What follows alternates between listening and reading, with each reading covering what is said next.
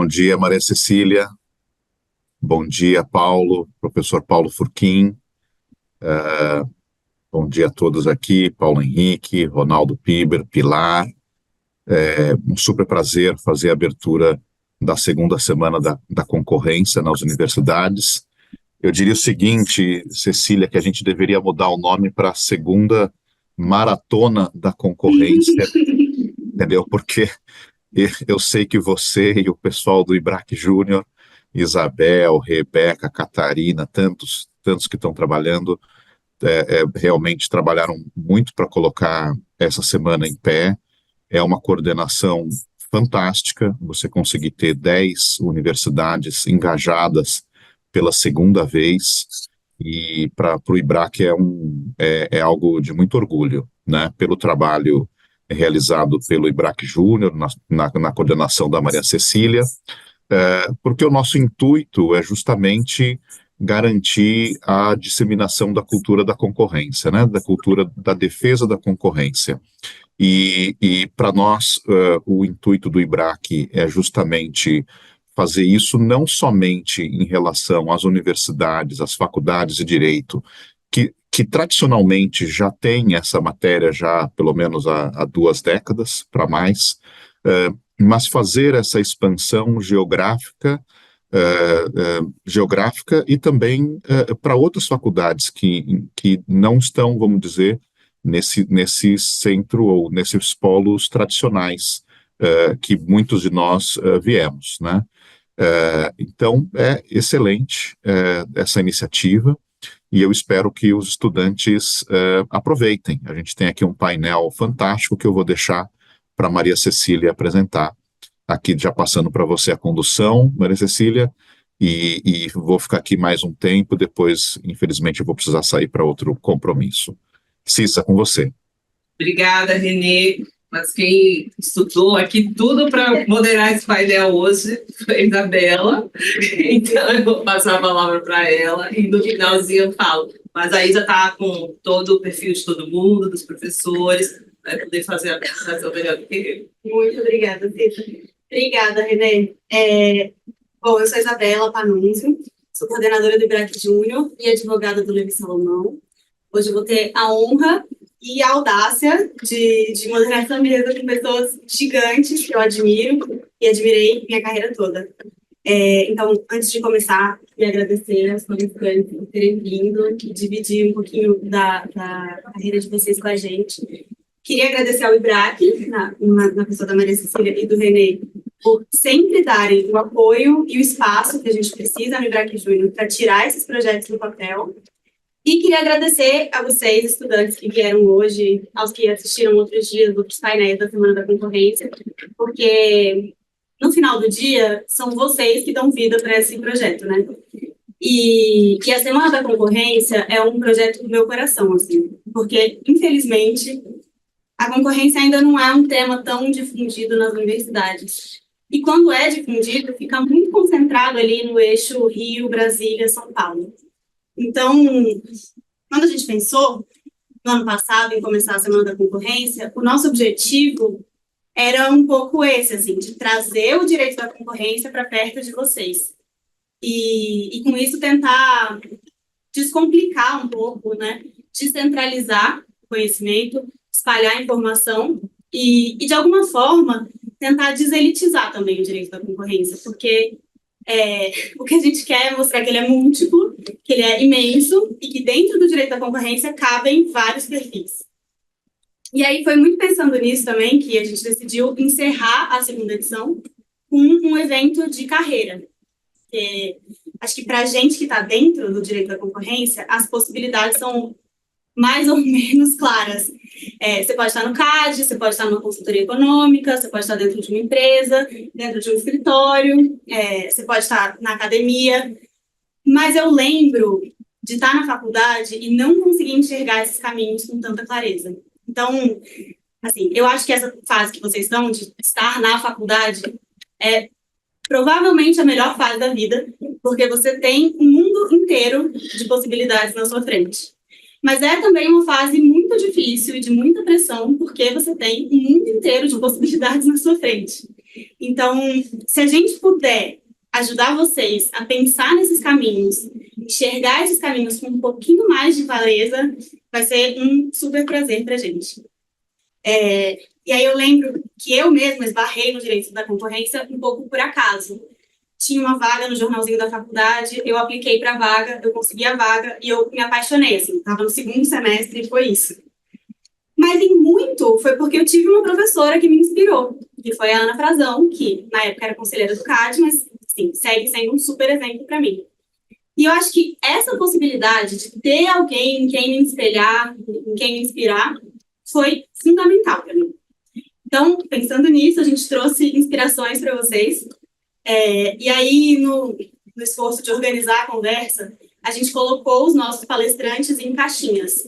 Então, o professor Paulo Furquim vai estar na caixinha de professor/economista, a Lívia vai estar na caixinha de advogado in-house, a Ana vai estar na caixinha de sócia de escritório de advocacia, o Paulo Henrique na caixinha do CAD, a Pilar vai estar na caixinha do Secondment, que ela fez aqui no Brasil, e o Ronaldo vai estar na caixinha de professor/representante das áreas correlatas, porque dá para você trabalhar com concorrência estando ali no regulatório, no compliance, no contencioso. Então, a gente organizou eles dessa forma. Mas, considerando a mesa que a gente tem, seria um crime se a gente não pedisse para eles falarem um pouco também das outras experiências que eles tiveram. Então, por favor, fiquem à vontade para contar experiências com todos os chapéus que passaram pelas cabeças de vocês. E aí, bom, primeiro, perguntas são muito bem-vindas da plateia, do chat, da mesa, por favor. E aí eu vou, em vez de ler o currículo extenso e prestigioso dos nossos palestrantes, eu vou pedir para eles se apresentarem e vou pedir para eles contarem um pouco da carreira que eles tiveram até aqui. Então, vou fazer isso por ordem alfabética, Ana, para começar, por favor. Obrigada, é um prazer estar aqui. Isabela trabalha comigo, aliás, várias carinhas do Levi aqui, a Beatriz foi estagiária de férias, a Luciana que está com a gente, aliás, era aqui do INSPER, né, Luciana? Voltou para casa, voltou para cá, acho que vai voltar para cá. Se formar, bom, tenho suspeita aqui para falar que estou no conselho do INSPER, mas Paula estava na primeira turma, ficou com saudade de casa, voltou para o Recife e agora está aqui de novo. Bom, é um prazer estar aqui, acho que é super importante essa semana para discutir sobre concorrência. Eu me formei em 2003 na São Francisco, naquele momento nem lá, né, era uma coisa presente, assim, o direito da concorrência, era uma eletiva no 5º ano que eu fiz com o professor Calixto. E tinha os diálogos FEA São Francisco, que estavam ali também começando um pouco, dando essa inspiração dessa interseção de economia e direito, que era uma coisa que me interessava. Mas dando um passo para trás, para contar um pouquinho melhor minha história, sou de Vitória, passei na São Francisco, isso foi em 99, vim para cá, não tinha muita noção assim, da carreira, também tinha essa dificuldade de enxergar o que era o direito. Eu fui fazer direito, eu queria ser diplomata, então que era um pouco uma inspiração que vinha do meu pai espanhol, a gente sempre navegou muito assim o mundo, então eu me interessava muito por questões internacionais. Minha mãe, por outro lado, tinha convicção que eu seria juíza, então eu cresci, ser juíza, tinha todos os livros de concursos públicos em casa, ficava um pouco namorando isso. Aí eu fui fazer DJ, Departamento Jurídico, de agosto, que era assistência jurídica gratuita, que existe, né, até hoje, para um pouco passar pelas diferentes áreas e via, assim, direito de família. Era uma época que não tinha nada digital, então eu era vareira da Lapa, eu pegava um busão, ia para a Lapa, ficava esquentando lá a barriga, pegando todos os andamentos, anotava os andamentos, voltava para o escritório, colocava no sistema os andamentos, mas isso foi super legal para eu poder entender como um processo funciona, né, com coisas muito reais que estão na origem do direito, direito de família, sucessão, né, as brigas que a gente via. Para mim aquilo foi importante. Daí, por conta dessa influência, assim, faço concurso, não faço, fui trabalhar no TRF da terceira região, com o desembargador Teotônio Costa, fiquei lá por um ano e pouco, e já relativamente velha, quis conhecer, então, o mundo dos escritórios, que coincidiu, que era metade do 4º ano, vendo no jornalzinho da faculdade. Então é importante que vocês se interessem por essas fontes de informação. Acho que hoje é mais LinkedIn e outras fontes mais digitais, mas às vezes o que está acontecendo você vai achar num papelzinho, num jornalzinho da faculdade, que é o que eu achei também, o PENCAD. E aí a PENCAD venha fazer um intercâmbio no CAD. Eu falei, nossa, o que é isso? E mandei, assim, sem saber muita coisa sobre o que era o CAD, porque eu ainda não tinha tido concorrência na faculdade. E aí me surpreendi com ter sido selecionada, era um período de um mês, em julho, e gostei muito do que eu vi, de todo o dinamismo que eu enxerguei lá. Então, tinha visita no STJ, no STF, um pouco para entender como é que o Brasil funcionava, que até aquele momento também não conseguia entender direito, e aquilo ficou na minha cabeça. Aí eu fui, na mesma época, por coincidência, fui selecionada para trabalhar no Levi com o professor Calixto Salomão, então passei, assim, a ter uma vivência do direito à concorrência mais de um lado de parecerista, né, então que era o papel dele, então que eu ajudava ele a fazer os pareceres e via aquelas consultas, que até acho que estão, enfim, tinha um perfil diferente até das que a gente enxerga hoje, que eram coisas mais conceituais, e estava formando um novo mercado também, tinha uns vieses mais regulatórios e tudo mais. Aí me formei, apliquei para o mestrado na São Francisco e para as universidades americanas ao mesmo tempo, acabei sendo selecionada nos dois, fiz os créditos da São Francisco num semestre só e fui para Harvard então, né? E aí lá eu virei assistente do professor El Haig, que é de concorrência, então ele estava escrevendo o livro dele de Global Antitrust, com o Damian, e eu fui assistente dele para escrever os capítulos de Other Nations. E que foi muito bom, então, porque eu passei a pesquisar como funcionava o direito à concorrência em outros países, aprendi pra caramba. E aí, parênteses, no meu application para Harvard, eu já tinha essa sementinha por conta do PINCAD de querer ir para o CAD. Então, se eu pegar lá e recuperar, tá lá assim, eu quero fazer o LLM porque eu acho que é a ponte para eu ir para o setor público. Eu já tive uma experiência no setor privado, que eu acho que eu entendi mais ou menos como funciona, mas eu quero ir para o governo. E eu acho que eu preciso dessa experiência internacional para poder manter uma visão maior, direito comparado, etc, etc. E quero ir para o CAD. Bom, então estava escrito isso lá. Logo na sequência eu fiz o New York Bar, né, que é a OAB americana, não americana, mas enfim, tem por estados, né, mas para ser advogada nos Estados Unidos. Fiz um processo seletivo para vários escritórios, fui trabalhar no Cleary Gottlieb, que é um escritório super renomado em direito da concorrência. E aqui também um parênteses que é importante vocês terem isso na cabeça, que a gente sempre tem a tendência de achar que o mundo ele se limita às experiências das pessoas que a gente conhece. Então, quando fui, eu achava que vou fazer LLM, todo mundo que eu conheço foi trabalhar em Nova York e voltou, e é isso que eu vou fazer. Então, quando eu fiz o application para os escritórios norte-americanos, eu só fui pensando em Nova York, porque era essa experiência de Foreign Associate, né, que eu conhecia. E por uma coincidência, que não fui eu quem provocou, mas eles olharam meu currículo de cima a baixo de concorrência, o próprio Cleary direcionou internamente o escritório de Nova York, mandou para Bruxelas, eu não sabia, e aí também uma lição, assim, para vocês, que essa coisa de perseverar. Tinha lá o Job Fair de Harvard, eu fiz, marcaram com o Cleary de Bruxelas, eu nem sabia, não apareceu para mim. No dia seguinte, então, ou seja, eu perdi, tinha uma entrevista que eu simplesmente não apareci, coisa horrorosa. No dia seguinte, tinha um evento, e aí parabéns para vocês que estão aqui, porque isso que é aqui que vocês vão tirar a experiência e a visão da carreira de vocês. Eu tinha uma aula de corporations com o Crackman, que é um craque, assim, maravilhoso, e os meus amigos, a maioria do pessoal que eu tinha trabalhado no Cleary de Bruxelas, eram os europeus, eram os italianos, eles falaram, Ana, está tendo uma conferência de direito da concorrência com o El Rey, com o Cleary, você tem que matar a aula para ir lá na conferência, vamos? Não estou aqui anotando, vou ficar aqui e tal. E me deu um clique no meio da aula, falei, quer saber o que eu estou fazendo aqui, né? A conferência é só um dia, eu tenho que estar lá para ver o que vai acontecer e depois eu pego o caderno de alguém. E aí eu chego lá, era uma russa do meu lado, ela fala, nossa, tá com um nomezinho, né? Você que era a Paula Martinez? Eu falei, sou, por quê? Tá vendo aquele sócio ali? Era o Romano Subioto, para quem conhece o Clear. E tô. Ele, nossa, ele te xingou muito ontem. Eu falei, mas por que eu nem conheço ele?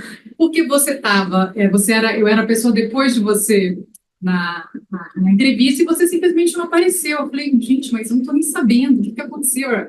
Aí acabou, eu fui lá me apresentar para ele, falei, Romano, eu sou Ana Paula Martinez, e ele só olhou para mim e falou, good luck with your other interviews, tipo, tchau. Bom, eu queria, assim, me matar, o que aconteceu, eu nem estava sabendo de nada, mas nessas horas que a gente precisa dar um passo atrás, falei, bom, calma, hoje é sexta-feira, aí você tem que se colocar no lugar do outro, não adianta eu querer me afobar e mandar uma outra coisa para ele agora. Eu esperei até terça-feira, porque segunda você se coloca no lugar dele, na segunda-feira ele vai chegar, tendo ficado 4 dias fora do trabalho, do dia a dia, vai estar todo atropelado, não vai, meu e-mail vai se perder na caixa postal deles. Terça-feira ele vai estar um pouco mais, né, organizado, mandei o e-mail para que chegasse assim, cedinho na caixa postal dele, não fosse no meio da tarde, 5 da tarde, eu acordei cedo, 5 horas para frente lá, mandei e-mail curtinho, falando, olha, Dear Romano, blá, blá, blá, sou essa pessoa, ele desconheceu tal, eu estou vendo o que aconteceu com o Courier's Office, mas a verdade é que não interessa, eu quero muito trabalhar aí, eu vou até aí se quiser me entrevistar, ou então, quando vocês voltarem para a semana de Nova York, lá que é em janeiro, do Job Fair, eu vou até lá, eu queria muito que você me entrevistasse. Ele respondeu, falando assim, tá bom, então vamos lá, esteja em Nova York que eu te entrevisto. E fui contratada, foi uma experiência incrível, e até hoje, assim, é a minha maior fonte de clientes, né, a relação que eu tenho com o Courrier de Bruxelas é muito, muito boa. Fecho parênteses, mas para essa coisa que é importante de não se afobar, assim, alguma coisa que dá errado pode dar certo depois. Vocês precisam só se reorganizar, ver como consertar e seguir ali na oportunidade. Bom, daí eu fui para o Courrier de Bruxelas, uma experiência incrível que me marcou muito para o governo, porque os membros de cartéis internacionais, por assim dizer, eles acabam procurando Washington e Bruxelas, né? Então, onde está a autoridade norte-americana, onde está a autoridade da União Europeia, para definir em que país que a gente vai fazer acordos de leniência. E eu lembro que, para mim, ele só perguntava, Ana, em Brasil do people go to jail for cartel offenses? Porque se sim, a gente vai pensar em fazer leniência, se não, cost of doing business, a gente vai ver lá na frente, a gente não está nem aí para o Brasil, porque são 50 jurisdições que a gente tem que pensar, a gente tem que priorizar. E aquilo me marcou muito. E aí, no meio do caminho, então, muda o governo Lula, primeiro mandato para o segundo mandato, muda o ministro da Justiça, Mariana Tavares, que era diretora do DPDE, que hoje é a nossa sócia lá, ela vai ficando como secretária de Direito Econômico adjunta. A Secretaria de Direito Econômico não existe mais, se compara um pouco com a superintendência do CAD, mas era um órgão dentro da administração pública direta, porque o CAD não é, né? O CAD é uma autarquia de administração pública indireta, estava dentro da estrutura do Ministério da Justiça e tinha como competência também a parte de direito do consumidor. Então, era um órgão, de certa forma, não dá para dizer que é mais poderoso, mas diferente, né? Que tinha competências com consumidor e concorrência, que tinha essa força interna do Ministério da Justiça, que, para quem gosta de desenho institucional, tem prós e contras, né? Mas eu acho que da criação dessa estrutura de 91 até quando ela durou aí com a lei de 2012 do novo CAD, fez muito sentido, porque para a parte investigativa a gente usou muito da estrutura do Ministério da Justiça, da parceria. É muito diferente você ter toda quarta-feira de manhã, reunião com o ministro, o chefe da Polícia Federal, Secretaria de Direito Econômico, aí é uma coisa tipo, você me ajuda lá naquela operação, eram operações gigantes que a gente fazia, então precisava de ter, vai cumprir 60 mandados de busca e apreensão, a STF não conseguia fazer isso, né? Então isso foi muito importante naquele momento, até que depois, acho que, claro, quando você ganha força, reputação e vai para um órgão mais indireto, funciona, mas se não tivesse tido esse estágio anterior, acho que teria sido difícil o CAD ter esse fôlego investigativo que tem hoje. Enfim, e aí nisso estava lá em Bruxelas, a Mariana como secretária de Direito Econômico adjunta, e ela vai para uma reunião da OCDE em fevereiro e manda uma mensagem falando, Ana, eu queria conversar com você e te fazer um possível convite. Enfim, eu vou lá, vou para me encontro com ela, ela fala, Ana, eu não convite, porque eu ainda não fui convidada. Mas o ministro Tarso Genro me convidar para ser secretária de Direito Econômico, eu queria muito que você fosse diretora do DPDE. E não tem como falar não, né? Eu queria muito ter ficado em Bruxelas mais tempo, porque foi uma experiência de um ano relativamente curta, eu estava numa posição permanente lá, diferente de Foreign Associate, então eu poderia ficar e ter estar num partnership track, mas experiência de governo, eu achava que era muito importante, era um cargo legal, e aí ela confirma isso em abril e eu vou, e aí começaram os melhores 4 anos da minha vida, eu acho que do ponto de vista profissional, acho que o Paulo também pode comentar um pouco, são anos muito intensos, assim, essa experiência de você poder formular, de certa forma, política pública, direcionar para onde vai, aqui é importante. Então, por mais que a gente tenha tido um foco muito grande na repressão aos cartéis, com essa minha obsessão, até depois de fazer doutorado em penal por isso, né? Então, a gente tem que ter pena privativa de liberdade para ser dissuasório o suficiente para os cartéis, né? A gente fez muitas buscas de apreensões, muitos acordos de leniência, então a gente teve todo esse foco, mas, curiosamente, os casos isolados que eu mais gosto são de conduta unilateral, que é o desenho, a gente estava falando do Banco Central, né, que aos poucos foi acordando para essa importância da concorrência no desenho da indústria, já tinha aquele estudo que foi de 2006, né, SDS, SEAI e Bacen, sobre a indústria de meios de pagamento, que mostrava uma grande verticalização, mas o Bacen mesmo falava, bom, é isso, acho que isso vai se mudando aos poucos. A gente falava, bom, a gente vai mais com o pé na porta, e tinha uma estrutura, vocês não vão se lembrar, a gente aqui se lembra, mas até 2009, quando você ia pagar alguma coisa com cartão de crédito, a pessoa perguntava, você vai pagar com Visa ou Mastercard? E tinha duas maquininhas, literalmente, a pessoa chegava com duas maquininhas, o garçom, Visa é essa maquininha, Mastercard é essa maquininha. Por quê? Porque tinha um acordo de exclusividade Visa e Cielo, que na época era VisaNet. O Mastercard não era bem um acordo, mas era uma situação de fato, né, quase que decorrente da primeira exclusividade. Então, você tinha a Redcard, que hoje é a rede, também com essa relação de exclusividade com a Mastercard, e era super ineficiente, e não tinha concorrência, né, entre essas maquininhas. Isso se traduz em taxas muito grandes para o comércio, que é repassado para o consumidor final, blá, blá. Então, a gente vai e adota uma medida preventiva quebrando essa exclusividade. Paulo também pode comentar depois, né, que isso redesenhou a indústria, então, a gente conseguiu extrair valores muito importantes para os lojistas e o mercado, criou um mercado que não existia. Um outro caso que eu gosto muito, que é também um unilateral, dos acordos de exclusividade nos leilões de concessão do Rio Madeira. Então, eu estava lá. Ai, não. Eu estava lá. Vou ter cuidado aqui ao relatar o caso. Mas era bonito, cara.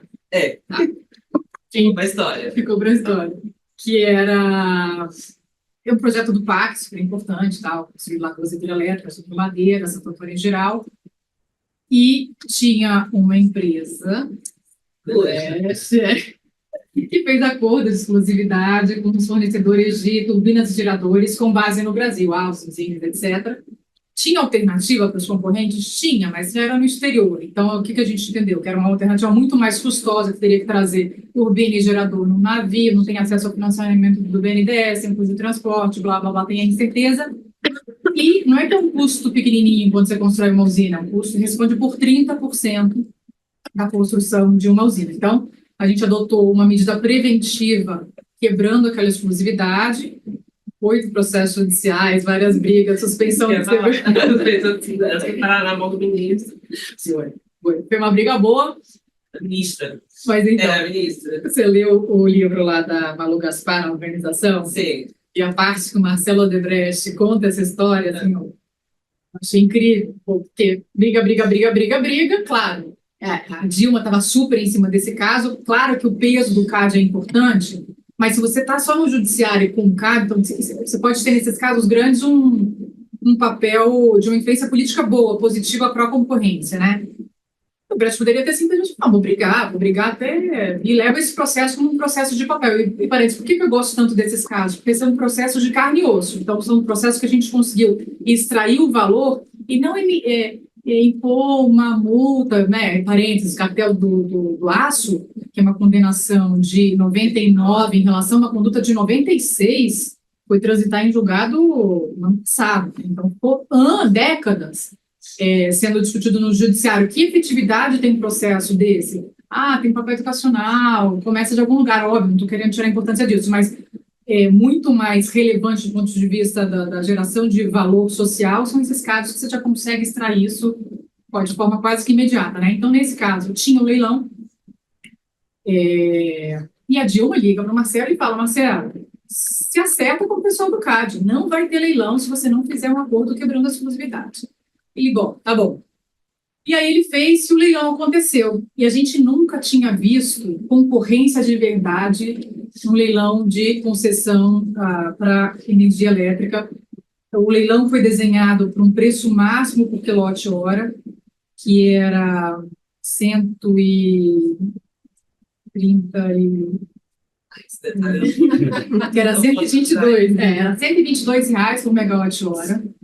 E o Odebrecht leva com 89, que, aliás, no livro ele fala assim, que até o limite de colocar lá o valor estava 90 e alguma coisa. Na hora, assim, 2 segundos antes, ele fala para o funcionário dele, não, muda para 89. Ficou com medo de perder. Exatamente, ficou com medo de perder. E a gente, do outro lado, eu estava com o ministro Nelson Rubens, que era o ministro de Minas e Energia, dentro lá do Ministério, a gente estava com um telão, a gente fez até um bolão. Vamos ver que número vai sair, né? De curiosidade e tal. E cada um colocou um número, e na hora que aparece o valor na tela, a gente falou assim, nossa, caramba! Isso é concorrência, né? Que ninguém esperava, assim, um número tão baixo. E aí a gente fez esse cálculo dessa diferença de 89 para 122 pelos 30 anos de concessão, a energia que estava sendo adquirida ano a ano, e o valor que a gente conseguiu extrair, uma conta meio imprecisa, porque não foi ajustada para valor presente, mas uma conta de padeiro, 16 bilhões de reais, mas só para dar a ideia da grandeza, assim, da ordem de grandeza do que a gente conseguiu extrair, assim. Então, esses são os casos que, claro, você vai comparar isso com os outros casos que são super importantes de iniciativa privada, que também a gente extrai um valor, né, uma satisfação enorme, mas eu, pessoalmente, assim, com esses casos, eu realmente tive uma experiência muito intensa e satisfatória. Paralelamente, também, eu comecei, naquela época, dava aula na GV do Rio, na pós-graduação em Direito Econômico e Regulatório, fiquei dando aula 9 anos lá. E depois eu volto para a iniciativa privada, começando em 2011. Convido a Mariana Tavares, que foi minha chefe no governo, ela era secretária de Direito Econômico, a se juntar a mim. Ela sempre trabalhou no governo, desde sempre, então ela tinha não tinha tido essa experiência privada e gosta muito, né, Isa? Acho que hoje ela é a mais obcecada de todas nós, assim, ela é fissurada com o trabalho. E acho que é isso, como uma introdução grande. Desculpa. Muito obrigada. Imagina, super proveitoso. E a Ana não vai falar que ela é humilde, mas ela foi eleita 2 vezes como melhor advogada do mundo. Então, uma carreira brilhante. Eu vou passar a palavra para a Lívia, por favor, contar para a gente sobre a carreira dela. Obrigada. Bom dia para todo mundo. Também quero agradecer o convite feito pela organização do IBRAC Júnior. Essa iniciativa é muito bacana, a gente falar sobre concorrencial com um público maior. E eu vou seguir um pouco a linha de apresentação da Ana, então. Bom, eu sou de Goiânia, me formei em 2008 na UNB, Universidade de Brasília. Minha carreira não foi linear, então, assim, quando eu me formei, até alguns traços de semelhança com a Ana Paula que eu jamais imaginei que teria. Mas, quando eu me formei, eu estudei para o Itamaraty também, estudei por 3 anos, e, acidentalmente, na verdade, eu entrei em concorrencial, que foi o meu primeiro estágio. Eu estava no 3º semestre, eu apliquei para uma vaga de estágio no Pinheiro Neto de Brasília, e aí, bom, não escolhi equipe, apenas fui alocada ali no time concorrencial do Pinheiro Neto de Brasília.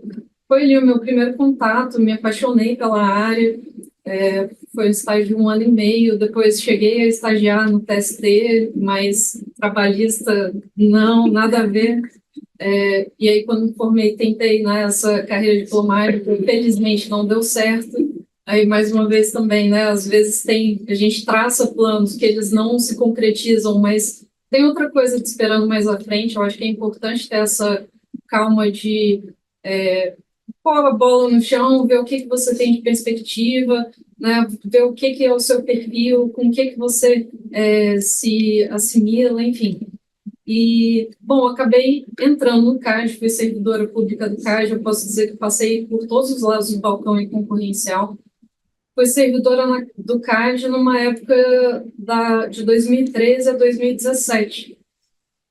Foi bem período da Lava Jato, a gente estava ali numa equipe de... Exatamente.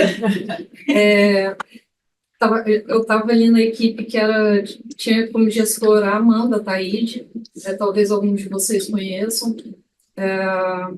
E, bom, foi uma fase muito feliz da minha trajetória profissional. O programa de leniência já existia desde 2003, mas acho que aquela equipe ali foi responsável por consolidar o programa de acordo de leniência aqui no Brasil, que serviu de inspiração para outros órgãos da administração pública e também para o Ministério Público, enfim, TCU.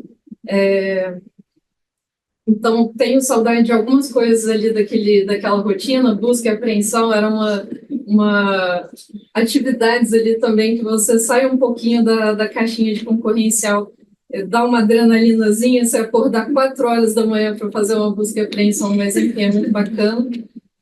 Depois do CAD, vim para São Paulo, pedi a exoneração, vim advogar num escritório boutique concorrencial aqui, o Greenberg do Rio. Guardo profundo respeito e gratidão pelos aprendizados que tive, tanto no CAD quanto no escritório, mas quando eu vim para departamento jurídico de empresa, que o nome chique que a gente dá é in-house, né, jurídico in-house, que foi em 2021, eu sou advogada de concorrencial na Raizen, que é uma joint venture da Shell com a Cosan. Então, a gente opera aqui no Brasil, tem a licença da Shell para operar aqui, além de outras áreas de negócio, né? A Cosan, que é a nossa outra acionista, era até então a maior produtora, e é ainda, né? A Raizen é a maior produtora e exportadora de etanol e açúcar do mundo.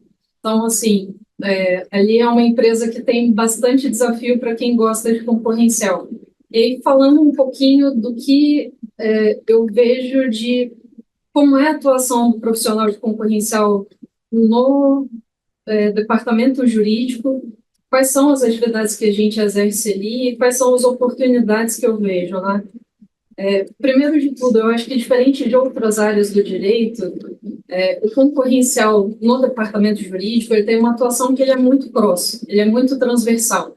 Né? Se você está numa empresa como a Raizen, por exemplo, que atua em várias áreas de negócio, você, enquanto advogado de concorrencial, atende todas as áreas de negócio. Eu acho que essa é uma visibilidade que outras áreas do direito talvez você não tenha, como profissional de, sei lá, um advogado societário, um advogado regulatório. Eu acho que eles ficam um pouco mais na caixinha deles, né? É um pouco mais restrito a esse contato com o negócio. Então, bom, essa oportunidade é diferente de atuação no CAD, de atuação em escritório. Em empresa, você tem uma interação que é muito constante com outras áreas do direito, né? Compliance, regulatório, contratos, M&A, enfim, e outras áreas de formação, que é o que eu acho mais interessante de tudo. Então, assim, para estar num departamento jurídico corporativo, é essencial que você goste do contato direto com o negócio, porque é isso que te destaca de advogado de escritório, por exemplo. E é esse o valor que as empresas veem num profissional de concorrencial que está ali dentro de casa. Né? Essa sinergia de você ter um advogado que ele está imerso ali nos negócios. Então, eu acho que muitas vezes o escritório tem uma visão geral de mercado, mas é o advogado in-house que vai ter uma visão detalhada de como é a operação, de como a rotina ali da empresa, né? Como é a posição dela no mercado, de saber identificar quais são as exposições a risco que cada uma das áreas de negócio tem, porque os riscos concorrenciais ao que o varejo de combustíveis está exposto é muito diferente dos riscos concorrenciais que o time de trading, que é quem opera as mesas de importação e exportação de commodities, está exposto. Então, ter esse olhar que é mais dedicado, né, conhecer as peculiaridades de cada negócio, isso é um valor encontrado no profissional do jurídico in-house. E aí, quando a gente fala eu acho que de todas as possibilidades de carreira no concorrencial, pelo menos quando eu me formei, ir para um jurídico de empresa não era muito uma possibilidade. Talvez a gente veja esse movimento mais nos últimos 5 anos, por aí. Mas as grandes empresas, elas têm encontrado, têm identificado a relevância de ter esse profissional dentro de casa. Acho que, primeiro de tudo, né, o concorrencial é uma matéria com a qual você acessa informações que são muito confidenciais da companhia. Informações são muito estratégicas. Você participa da construção de projetos que são muito embrionários. Então, assim, ter um profissional dentro de casa, além de ter essa sinergia de um advogado que ele vai ser parceiro do negócio, né? Ele tem uma atuação para além do jurídico, a gente está ali para viabilizar negócio. Então, se chega alguém do time de comercial, Lívia, a gente está pensando nessa parceria aqui com essa empresa X, eu vou, primeiro de tudo, fazer um assessment, né? Uma avaliação, um dimensionamento de quais são os riscos, e aí, mais importante que isso, é encontrar a solução junto com o seu cliente interno, né? Olha, dessa forma como você está pensando, o projeto não funciona. Mas a gente, se for por esse caminho aqui, você acha que para de pé? Ah, para, Lívia. Então a gente segue. E avaliar também, bom, se alguma parceria, algum projeto, a gente precisa ter a aprovação prévia do CAD para consumar aquela operação, né? E aí é outro guarda-chuva que a gente também aí trabalha junto com os escritórios externos. E, bom, as frentes de atuação do advogado de concorrencial dentro da companhia. Aí guarda semelhança com o advogado de escritório, mas sempre tendo esse olhar de que é um profissional dedicado, né, exclusivo ali da companhia. Você tem as atuações, tem as frentes consultiva, tem compliance, tem contencioso estratégico. Né? No consultivo, é essencial isso, você saber falar a mesma língua do time de negócios, que esse eu acho que é um desafio muito grande de quem é advogado de escritório. Às vezes a gente usa um juridiquês muito que não funciona quando você vai para a empresa. Você tem que ser muito objetivo, você tem que ser muito diretivo nas orientações, na forma como você conversa com o time, para se fazer entender. No compliance, eu sou responsável pelo programa, pela estruturação e pela condução do programa de compliance concorrencial. Então, elaboração da política, os treinamentos que a gente cria e conduz, né? Então, mais uma vez aqui, e aí eu estou falando de compliance tanto aqui no Brasil, para os nossos colaboradores que trabalham aqui no Brasil, quanto também para o nosso time que está nos escritórios da Raizen no exterior. Aí, quando você está no chapéu de compliance, bom, é um trabalho muito de fazer um mapeamento, porque na Raizen a gente tem setores em que tem funcionários que estão mais expostos a risco, como varejo de combustíveis. Então, a gente tem o público identificado como público de risco. Para esses, a gente faz treinamentos que são presenciais, e aí cada um personalizado, né? O treinamento, a conversa que eu tenho com um time de varejo de combustíveis é diferente do treinamento que eu dou para o time de trading, é diferente do treinamento que eu dou para o time de M&A. Cada um tem a sua, para o time de power, né, que é o nosso negócio de geração e distribuição de energia elétrica. E, bom, o contencioso estratégico, que aí é sempre um trabalho que a gente faz com o apoio dos escritórios, né? Eu acho que o escritório ele vem muito agrega muito com a parte técnica, enquanto o jurídico interno tem essa expertise, o conhecimento mais detalhado da operação, né? Então, você sentar com o escritório para definir qual é a melhor estratégia jurídica. Eu acho que quando você tem um profissional de concorrencial dentro de casa, a empresa ela ganha muito em ter pareceres mais assertivos e ter uma cultura concorrencial que é mais diretiva e aplicável ali para o dia a dia dos negócios. Bom, acho que de uma forma geral é um pouco isso que eu queria compartilhar inicialmente com vocês. Obrigada, Lívia. Eu posso fazer uma pergunta para você? Quando eu estava pesquisando seu currículo, eu vi que você fez um estágio no Confesse. Um minutinho. Como foi? Como você acha que isso impactou a sua carreira? Olha, esse intercâmbio na Confesse foi resultado de uma parceria do CAD com a Confesse. O Confesse, para quem não sabe, é o CAD mexicano. E aí tinha essa parceria entre as duas autoridades. Você submetia dentro do CAD para essa vaga, e aí eu fui selecionada para passar um mês trabalhando na unidade de investigação de cartéis da Confesse. Quando eu cheguei lá, e isso patrocinado pela própria Confesse, hospedagem, passagem, o período que eu fiquei lá foi com patrocínio da Confesse, e quando eu cheguei tinha um argentino e uma panamenha, tendo a mesma experiência que eu. E, nossa, foi incrível, assim. Você tem uma das experiências, vivências profissionais que eu tive que eu mais guardo carinho foi essa oportunidade de ter essa vivência em outra autoridade e em outra jurisdição, né? Que aí ali a gente tinha a função, não só como era a época da consolidação do programa de leniência aqui no Brasil, né? Equipe gerida pela Amanda e tal. As outras autoridades aqui da América do Sul, do México, enfim, tinham muita curiosidade em conhecer melhor o nosso programa.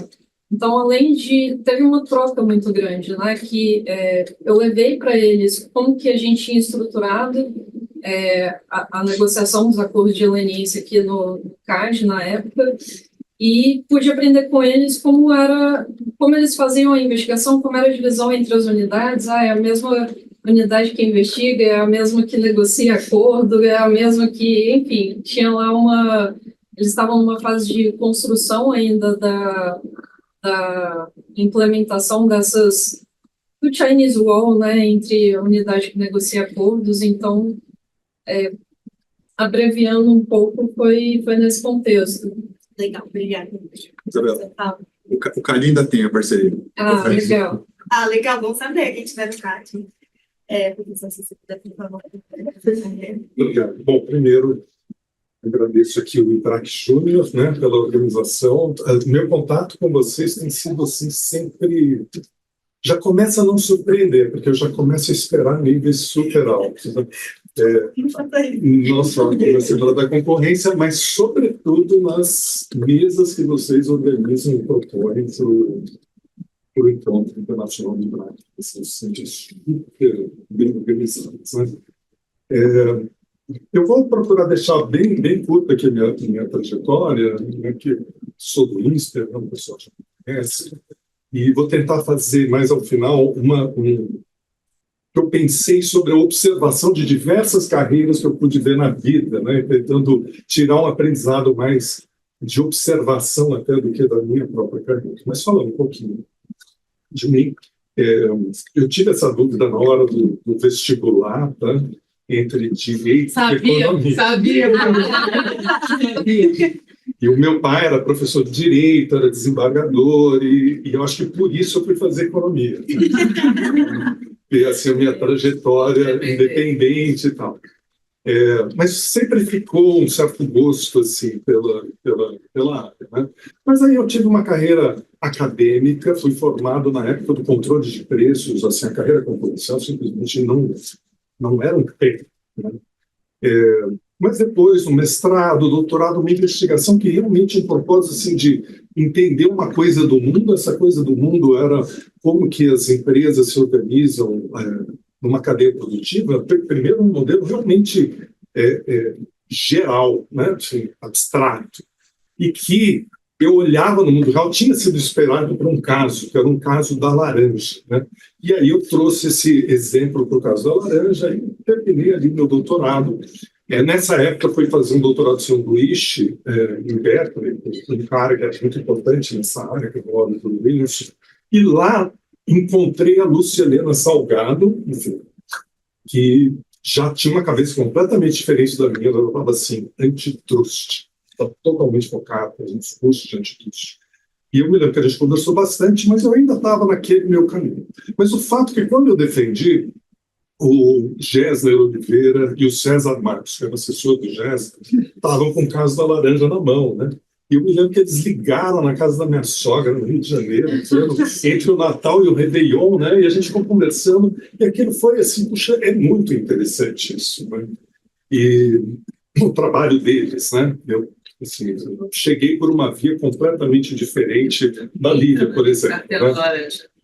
Eu também trabalhei.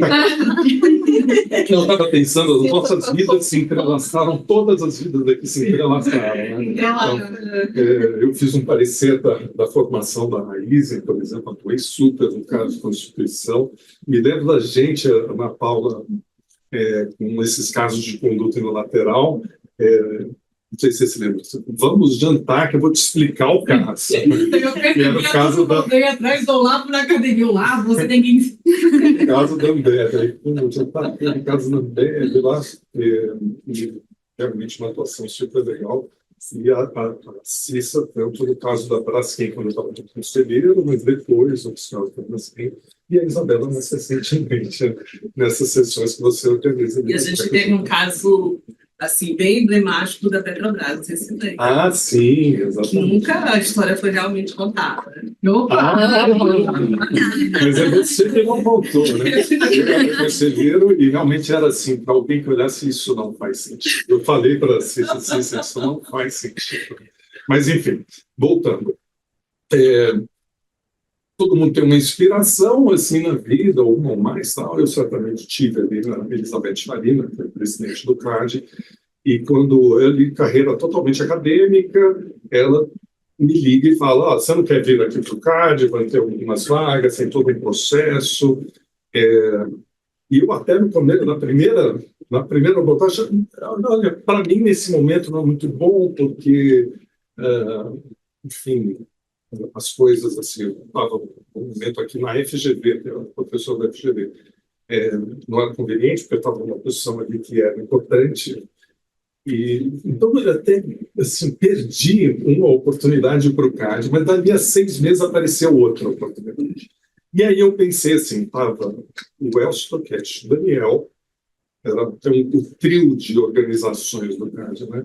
Elcio na CEAI, Daniel na SDE e a Beth no CAD. Eu falei, nossa, não tem melhor momento para ir, né? Porque você vai ter assim uma convivência e de fato aí foi. Eu não vou perder tempo em várias coisas que são divertidas desse processo de indicação, sabatina mencionada, etc. Mas aí teve toda essa experiência, foi muito legal e transformadora por completo, né?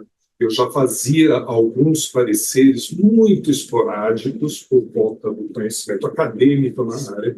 Imaginava que no CAD eu ia me defrontar com esses tipos de casos, mas os casos que vão para o economista é tipo 2%, 3% dos casos que são complexos e tal.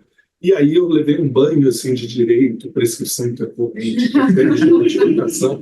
E no começo foi bastante frustrante, porque não era o que eu estava esperando, mas durou 2, 3 meses, teve um aprendizado e aquilo foi, eu adorei. Na verdade, é o que me leva hoje a estar com várias pessoas aqui que são alunos de graduação, e eu dedicando meu tempo a eles e não aos alunos de economia aqui. Então, teve toda essa trajetória. Mas nessa trajetória toda, eu acho, observando várias pessoas, vocês, mas outras pessoas, eu acho que tem algo, assim, uma síntese de uma coisa que é relevante para o desenvolvimento nessa carreira, em qualquer área, né?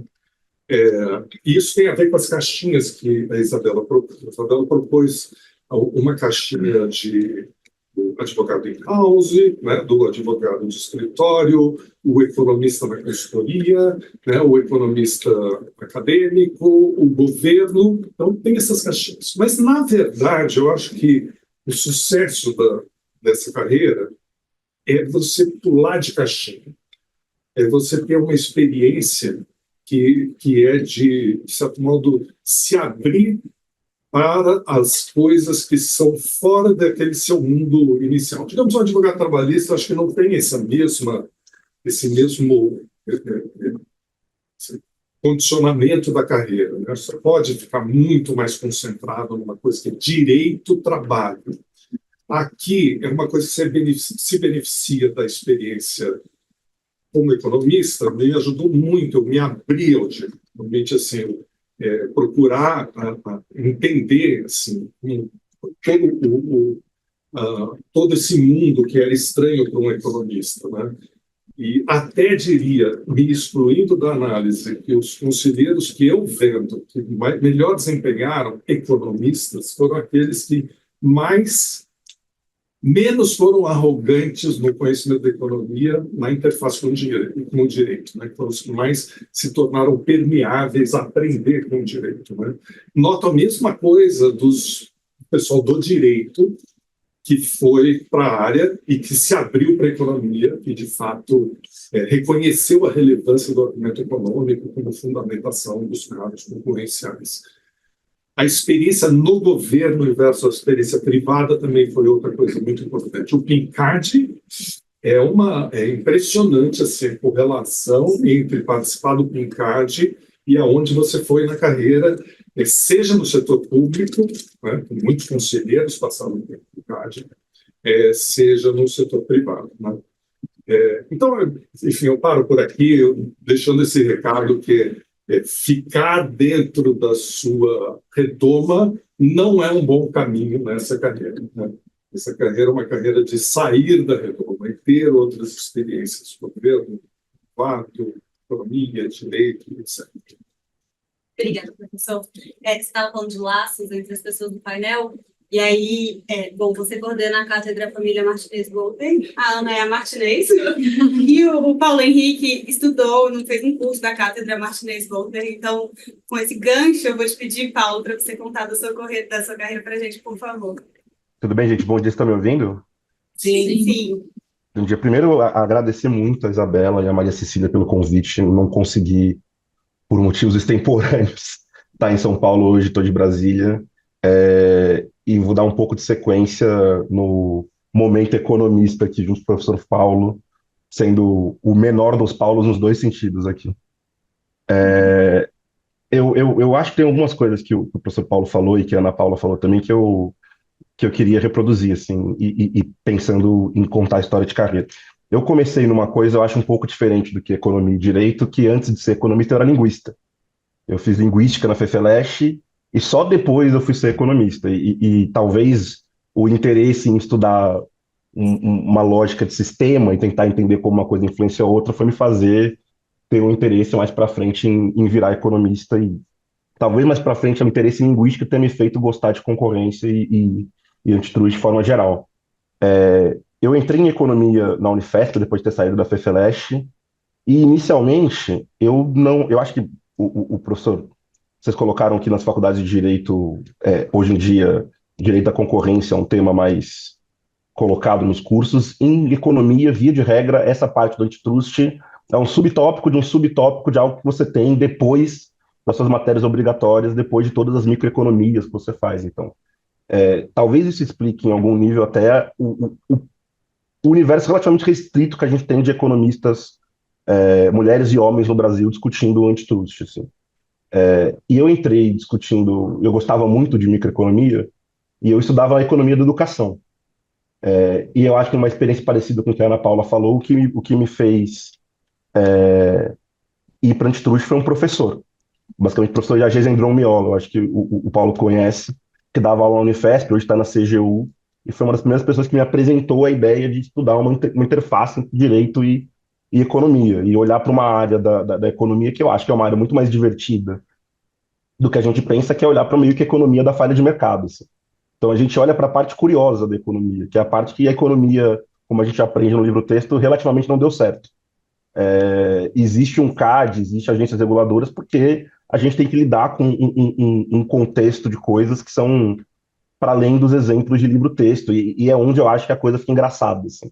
É onde você cria espaço para, em algum nível, criar e olhar para experiências de mercado, formas de atuação, que são mais distintas e particulares do que o que a gente aprende de base, assim, enquanto um elemento fundamental da microeconomia. E até por isso que me parece que o antitruste, pegando um ponto do que o professor Furquim falou, é tão interessante enquanto área, porque é uma área que você naturalmente não é especializado. Então, a ideia que depois chegando ao CAD, assim, mas a ideia do que o professor falou agora, de pular de caixa em caixa, é meio que uma necessidade para você ser, e a Lívia citou isso um pouco também, para você ser um operador da política de defesa da concorrência, ou seja, no ambiente privado, seja no ambiente público. Eu converso com alguns amigos meus que trabalham em outras coisas, em outras áreas da economia ou no governo, em áreas mais fechadas, assim, é curioso para eles pensar na ideia de que você sai de manhã de uma reunião para falar de placas de aço, para depois falar de buscadores, para falar de cimento e depois para falar de Amazon, sei lá, alguma área de marketplace. E tudo isso está dentro da seara do que você faz em estúdio. Então, eu acho que às vezes a gente tem que ter um pouco de noção de como a nossa área é excitante, assim. Você conseguir olhar para esse tanto de coisa, utilizando uma caixa de ferramentas que é relativamente aberta, e conseguir ficar saltando desses mercados, eu acho que é uma base que explica você também, a gente tem uma maior capacidade, e como o professor colocou, e eu acho que é algo bom, tentar pular e não se fechar a nossa forma de pensamento de onde a gente vem, seja direito, seja economia, e assim por diante. Eu virei economista da área de defesa da concorrência, de organização industrial, e depois eu fui contratado pela LCA, que é uma consultoria econômica. Então, no que a gente estava falando das caixinhas aqui, e do que a Isabela colocou para contar um pouco de história das caixinhas, antes de ser hoje do CAD, eu fui um consultor econômico, que é uma área que atua em paralelo com os escritórios de advocacia em casos no CAD. Então, via de regra, quando um consultor econômico é acionado, é porque o caso deu problema, alguém lembrou de acionar depois, ou porque tem alguma coisa muito cabeluda. Então, é quase como uma sinalização, assim. O consultor econômico é muitas vezes um bombeiro. Ele aparece para apagar um incêndio porque alguém viu algum problema no caso que não estava estruturado anteriormente. E eu passei 5 anos trabalhando como consultor na LCA, e eu acho que aprendendo sobre esse processo que eu estava descrevendo antes de olhar para uma série de mercados distintos, assim, meio que criar uma cancha de antitruste que você cria muito na prática. Então, o exemplo que acho que o Furquim estava falando sobre o PINCAD, ou, por exemplo, sobre o ICAD, eu não sei se vocês vão participar do ICAD, participem, se não, que é isso, você olhar para uma série de casos meio curiosos, assim, meio estranhos, né, tipo, fixação de preço de revenda no mercado não sei, o caso do café, em que uma produtora de café está comprando uma plataforma que vende café premium. No final das contas, por mais curioso que isso pareça, é meio que a nossa vida, assim. Via de regra, você está sendo enfrentado com casos que são estranhos. Tem um economista, o Robert Coase, que nas cartas dele, para os orientandos dele, ele é um economista que, nas cartas dele, ele não gostava muito de antitrust. Ele cita que ele reclamava de antitrust porque o antitrust era uma forma de não compreender práticas de negócio que eram inovadoras e tratar elas como problemas concorrenciais. Então, via de regra, no campo que a gente está atuando, é uma coisa diferente, né? Quando a gente pega num mercado de meio de pagamento, tem uma conduta que é um bundling, ou quando a gente pega num mercado de Google Shopping, que é um caso que vocês já devem ter discutido em algum ponto, tem uma conduta que é um self-preface. São coisas meio distintas, assim. E era isso que me interessava quando quando eu trabalhava como consultor de economia nessa área. E para terminar, falando agora da caixinha onde eu estou aqui, que é a caixinha do governo, do CAD especificamente, né? Durante todo o meu período atuando no setor privado, eu sempre tive E o que a Ana Paula e que a Lívia falaram de os anos mais felizes que eu passei, eu sempre tive essa ideia na minha cabeça de que era meio minha obrigação, assim, quase com um valor meio moral, atuar do outro lado do balcão. Era necessário para fazer política pública. E quando eu vim para cá, quando eu vim para o CAD, eu vim com exatamente esse espírito, fazer política pública. Eu acho que pela natureza do antitrust, pela natureza meio internacional da política, talvez um campo do direito que, mais do que outros, a gente empresta de outras jurisdições, e talvez pela natureza casuística dele, então eu estava falando aqui que é um lado positivo, mas que também pode ser algo negativo, a gente às vezes tem uma tunnel vision, a gente foca no caso e entender o caso. Mas o antitrust, no fundo, é uma política com P maiúsculo. É uma política que tem impacto na vida das pessoas, é uma política que tem impacto na vida de empresas. Quando a gente está falando de um caso de postos de gasolina, tem um frentista lá no fim da cadeia. Quando a gente está falando de um caso de uma concentração de plano de saúde, tem uma enfermeira que vai sofrer os efeitos dessa concentração ou não. Quando a gente está falando de um caso de uma concentração de programas de educação, faculdades, etc., tem um professor que pode perder o emprego e pode ser tratado, muitas vezes, dentro do dado, como uma eficiência.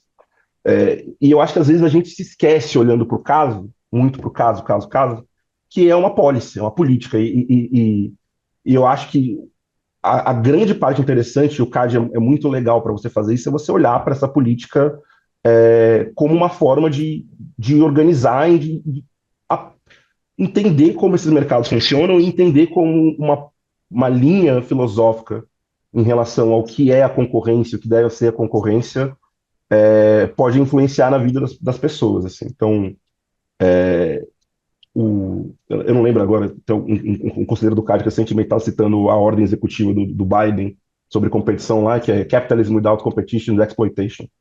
E no final das contas é isso, competição está no espírito, está no cerne aqui do que a gente faz. A história do antitruste é uma história que meio que intercala com a história. Se você pega, tem o livro do Mário Cabral, que conta a história do antitruste no Brasil, intercalando com os momentos históricos do Brasil. Pegar nos Estados Unidos, como do Sherman Act até Hoje, o Antitrust se intercala com a história de como os Estados Unidos entendia a sua economia. Então, para terminar, assim, eu sinto que, tanto do ponto de vista de um economista atuando numa área que, como o Furquim falou, eu trabalhando num tribunal aqui agora, professor, todo dia eu tenho que ouvir um latim diferente e descobrir o que é uma prescrição intercorrente. E aí você tem colegas meus aí, também chefes de gabinete que estão assistindo, que todo dia me explicam, ponto a ponto, o que é cada um do obter dictum de alguma coisa, fumus bônus de alguma coisa. Você vai lidando com isso.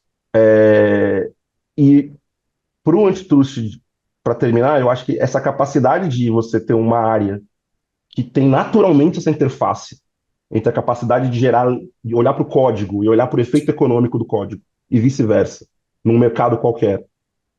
E uma área que tem a capacidade de, pela natureza do espírito do capitalismo, de ser de competição, lidar com a vida das pessoas mais do que a gente pensa, às vezes. E fazer política pública para isso é muito legal. Talvez seja uma das áreas mais interessantes para trabalhar e pensar, porque tem espaço para pensar. É mais aberto do que muitas outras áreas do direito ou da economia, e eu acho que é uma tarefa nossa numa era de, talvez, reinvenção, reavivamento do antitruste, a gente colocar isso para novas gerações, novas pessoas, novas regiões geográficas. Acho que é uma política muito interessante de trabalhar, assim, e é bem legal fazer defesa da concorrência, por mais que quando você fala para fora parece bem árido, né? Antitrust, não é um nome muito afável para outras pessoas, mas era basicamente isso que eu queria dizer. Obrigada, Paulo. Muito legal ouvir você. Agora a gente vai para a nossa convidada especial internacional, Pilar, para ela contar para a gente a experiência dela, tanto na Argentina quanto no secondment que ela fez aqui no BMA. Por favor, Pilar. Oi, bom dia a todos. Vocês me escutam bem? Sim. Obrigada. Vou falar português, mas se alguém não entende o que eu estou falando, podem me avisar e eu mudo para inglês. Não tenho problema, mas vou tentar. Primeiro, muito obrigada às organizadoras do painel pelo convite. Estou muito feliz de participar. Achei muito legal que vocês, como estudantes, tenham a oportunidade de escutar as experiências de profissionais e as dicas que nós temos para dar, porque sabemos o sentimento de estar no seu lugar como jovens profissionais. Então, acho importante. Me apresento. Eu sou Pilar, advogada no Marval Lafarra Mairal, que é o maior escritório da Argentina, em Buenos Aires. Me formei na Universidade Católica Argentina e eu trabalho na área de direito da concorrência há 3 anos, como sócios Miguel Del Pino e Santiago del Rio. Eu comecei a trabalhar como estagiária. Eu não conhecia o que era o direito concorrencial, mas foi um acidente também. Mas eu gostei, eu fiquei apaixonada e logo fui promovida como paralegal. Agora eu sou associada júnior. E no ano passado, meus sócios, Miguel e Santiago, falaram para mim sobre fazer um secondment no Brasil, em São Paulo, no escritório do BMA Advogados.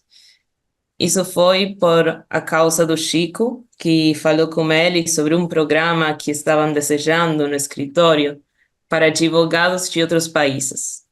E, como a Isabela falou, essa é a experiência que eu vou contar para vocês, junto com algumas dicas que espero sejam úteis.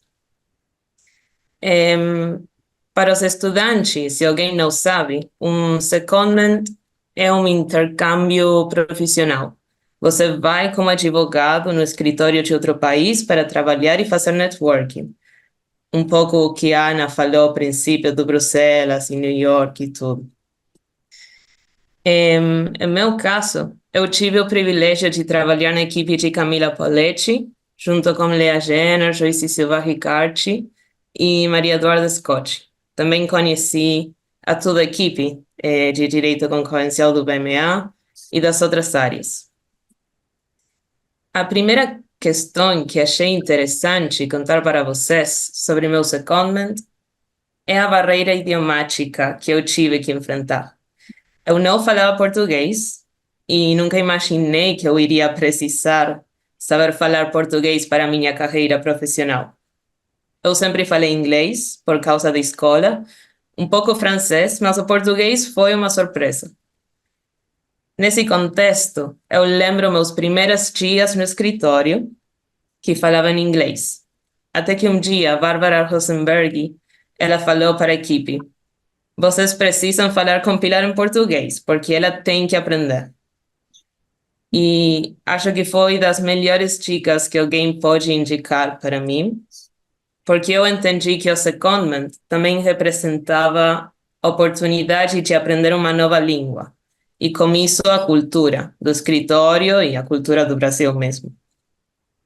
Eu fazia minhas aulas de português com minha professora Ginéa, que mora na Argentina, online desde o escritório. Também caminhava para o escritório memorizando as frases, praticava os verbos e praticava as conversas sobre, por exemplo, como foi meu fim de semana com meus amigos do escritório, a Duda Gênova, o Fábio. E achei bem difícil, porque eu tinha vergonha de falar, mas ao final deu tudo certo. Então, qual é a primeira dica nesse sentido? Que vocês, como estudantes e futuros advogados, têm que entender que a pessoa que faz vai errar. E vai errar muito. Mas isso não é motivo suficiente para deixar de tentar. E com isso, acho que nunca vocês podem deixar de aprender algo novo por medo de errar. Na vida profissional, a pessoa que faz coisas novas erra, e a pessoa que aprende é a pessoa que cresce por sobre seus erros. Então, se vocês querem aprender e querem crescer, não tem que ficar com medo de errar. Também, durante meu secondment, uma das melhores experiências foi participar do WICAD como conselheira em Brasília. A oportunidade foi oferecida pela Camila Poletti, e eu lembro que ao princípio fiquei com algumas dúvidas sobre o que eu tinha a capacidade necessária para cumprir a tarefa, sendo ou não só uma responsabilidade o julgamento, mas também uma escuta e opinião em português. Mas Camila foi muito amável comigo, e quando perguntei para ela o que achava da ideia, ela sempre falou que confiava em mim e em minhas qualidades. De novo, eu tive que dar um salto no desconhecido, mas a experiência foi incrível. Conheci pessoas muito talentosas, eu fiz amigos de diferentes partes do Brasil, e ao final de contas foi mais o que eu ganhei que o que tinha por perder. Com isso, a minha segunda dica confie nas oportunidades que outras pessoas colocam no seu caminho. Muitas vezes nós temos mais por ganhar que perder, e a única forma de saber é se você vai tentar. E, por último, achei importante não deixar essas dicas só para momentos específicos, como quando você vai viajar ou fazer um secondment, mas também precisa adotar elas para sempre em sua vida profissional. Eu tento manter o contato com todas as pessoas que conheci, e, como profissional, tenho muitas oportunidades para fazer isso. Por exemplo, uma das advogadas do BMA, ela viajou para Buenos Aires, e convidei ela para que conheça Marval, um escritor na Argentina. Escrevi um artigo com 2 advogados do Demarest. Também escrevi outro artigo com um advogado do BMA. Agora eu estou falando com vocês. O que eu quero falar como última dica é que o mais importante que vocês têm na vida profissional são os contatos. Então, vocês têm que conhecer pessoas, participar de eventos, façam cursos, fiquem curiosos, porque as relações pessoais são o produto mais valioso de nossa profissão, acho, aqui na Argentina, lá no Brasil. Então, acho que essas são minhas 3 dicas principais, em base à minha experiência, e espero que vocês gostem. Muito Obrigada. obrigada, Pilar. Muito bom ouvir você. Seu português está melhor que o meu, então não precisa se preocupar, foi ótimo. Valeu a pena ser content. Ronaldo, assim, eu fiz por ordem alfabética, mas acho que funcionou super bem você ficar por último, porque acho que você está aqui representando as áreas correlatas, né? Então, a gente falou muito de antitrust hardcore, assim, e vai ser bom ouvir você, que trabalha principalmente com direito médico, sobre a relação que essas áreas satélites, assim, têm a ver com concorrência. Bom, então, bom dia a todos e todas. Estão me ouvindo bem? Sim. Sim. Então, meu nome é Ronaldo Piber. E, Isabela, inicialmente eu gostaria, antes de me apresentar, fazer uma rápida audiodescrição, para caso alguém esteja apenas me ouvindo. Eu sou um homem branco, de estatura média, tenho cabelos, olhos e barbas castanhos, uso óculos de grau de armação preta, estou vestindo uma camisa preta com um blazer azul. Isso faz parte de um movimento que eu prego e que acho importante de diversidade e inclusão. Então, peço licença para que também incentivar, né, os colegas a fazerem isso, eu acho importante. Eu sou advogado, eu sou mais estranho no ninho aqui, como já foi adiantado. Eu estudei Direito na PUC, no Rio Grande do Sul. Também sou biólogo e tenho a honra de ter feito mestrado no primeiro e ainda único programa em Direito Médico do país, sob coordenação do ministro Lewandowski. Também sou especialista em bioética, fiz na Faculdade de Medicina da Universidade de São Paulo. Também sou especialista em Direito Médico e da Saúde. Hoje em dia estou, né, presidente da Comissão de Bioética e Biodireito da OAB de Pinheiros, aqui em São Paulo.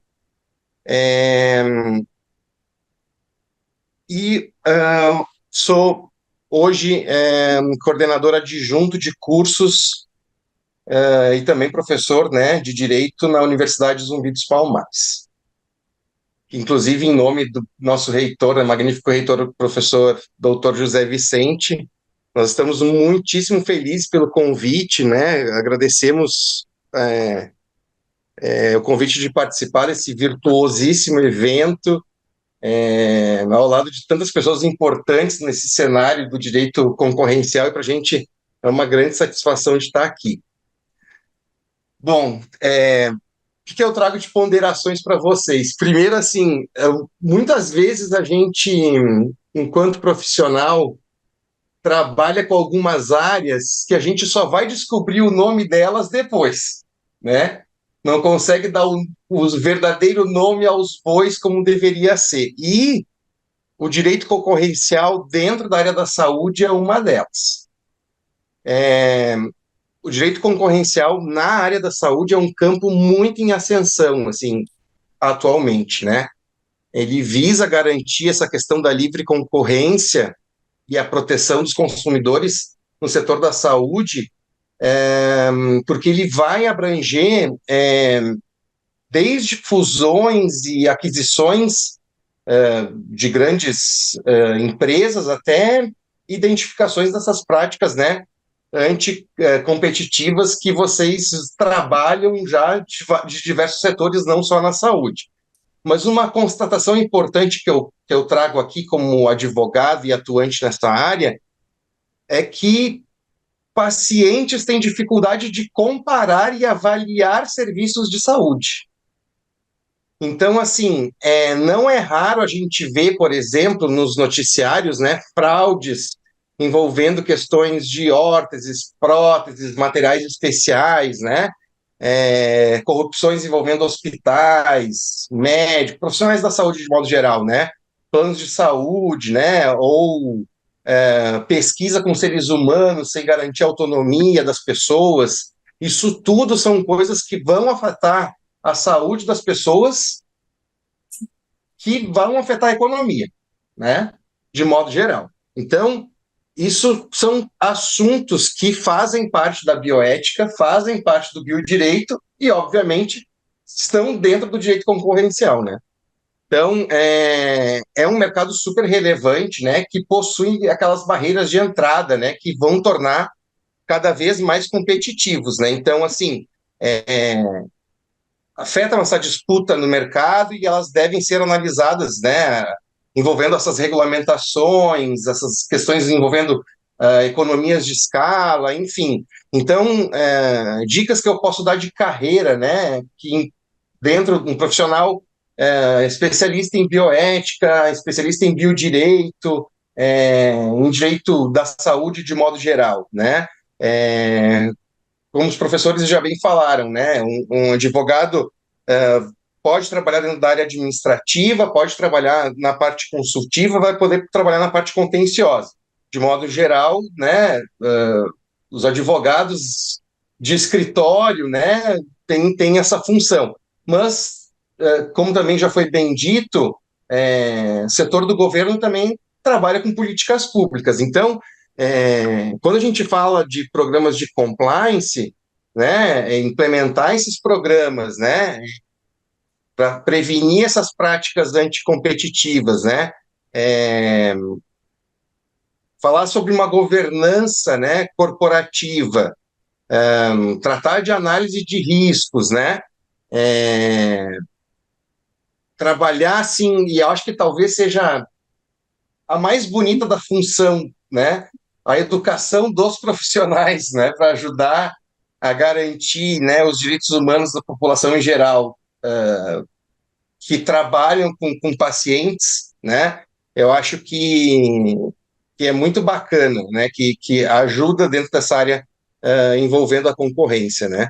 Então, consultores estratégicos de modo geral, compliance officers, né, advogados especialistas na área da concorrência, acho que tudo isso já foram dito aqui, né, não só do setor da saúde em específico, mas se enquadra aqui também, né, importante, entendo que novos modelos de negócios e serviços eles trazem oportunidades e questionamentos concorrenciais. Então, dentro do setor da saúde, quando a gente fala de telemedicina, né, são áreas novas, com um nicho de mercado amplo, mas que ainda tem poucos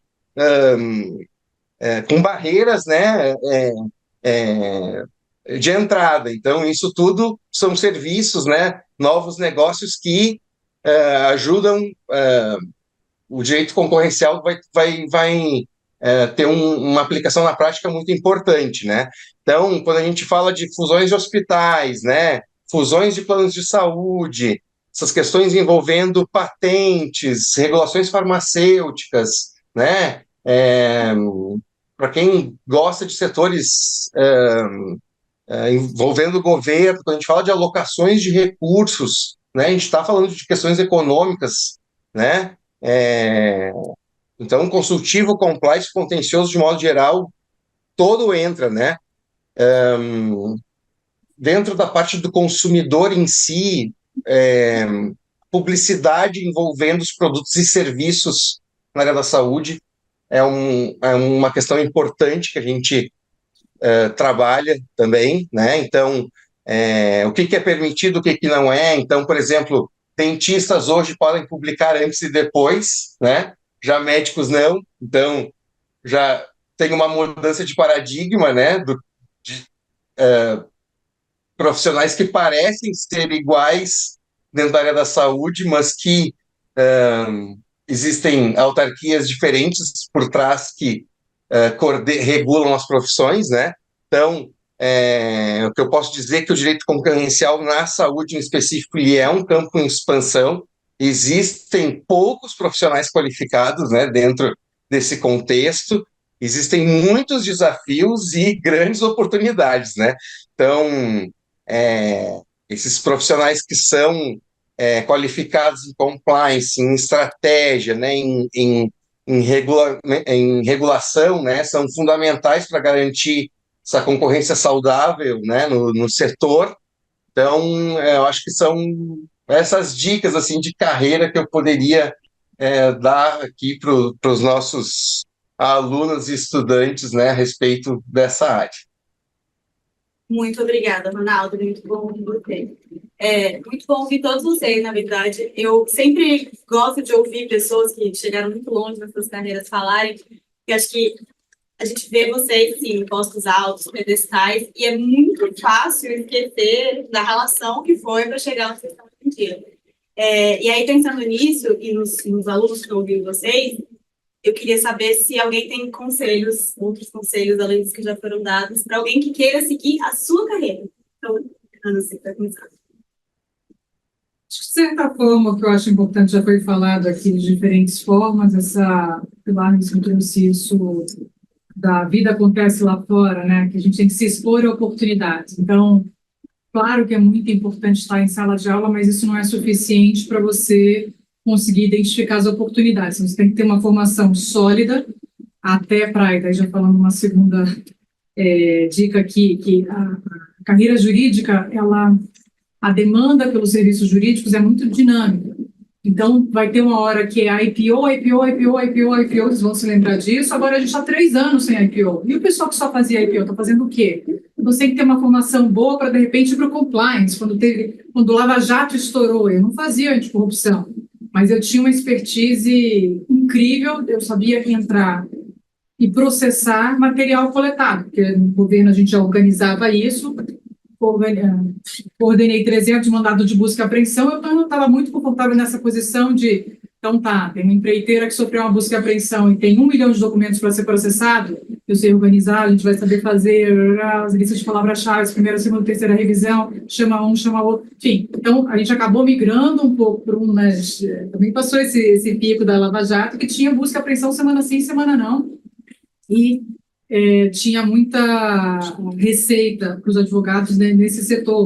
Lá atrás, quando a gente teve as privatizações, quando eu tinha acabado de entrar na faculdade, ainda tinha quem a gente olhava para cima e admirava eram os advogados das privatizações, da década de 90, que era o pessoal que tinha se dado bem e tal. Então, sempre vai ter essa mudança no perfil da demanda dos serviços jurídicos, mas uma pessoa bem formada vai conseguir navegar, né, pelas diferentes áreas. Então, acho que isso é muito importante, não só para mudar de área, mas também para você ser o melhor advogado na sua área. Então, se é um sujeito de societário, está lá desenhando uma operação, é bom que você saiba tributário, é bom que você saiba concorrencial para saber que aquela cláusula de exclusividade funciona ou não funciona. É só intuição, você não precisa ser um super especialista, mas aqui pode dar problema. Deixa eu chamar alguém que entende mais do que eu aqui, non-poach agreements, política de retenção, enfim. Então, você precisa ter uma visão global de tudo. Mas voltando ao ponto dessa coisa de se expor a oportunidades, então, seguir rede social de escritórios de advocacia para ver processos seletivos, concursos de monografia, essa é uma coisa que eu falo para todo mundo, a Isabela sabe, a Luciana Mendes, a gente estava falando ontem sobre isso também. Para mim foi muito legal, e olha que hoje tem muito mais oferta do que tinha na minha época, eu participei de 7 concursos, acabei ganhando eles, que me levaram a lugares muito especiais, para Puebla, no México, que era um concurso da ALCA, para Nova York, que era um concurso da CVM, fiz concursos da OAB, fiz os concursos do CIE, CAD, que me envolveram mais no CAD, enfim. Então, de temas que a gente está mais próximo, de temas mais distantes também. Então, acho que isso é uma coisa importante. Tem um super legal, que eu não sei se existe ainda, da IBA, que era vlogs, era um vlog competition que a Carla Frade, que era do escritório, ganhou.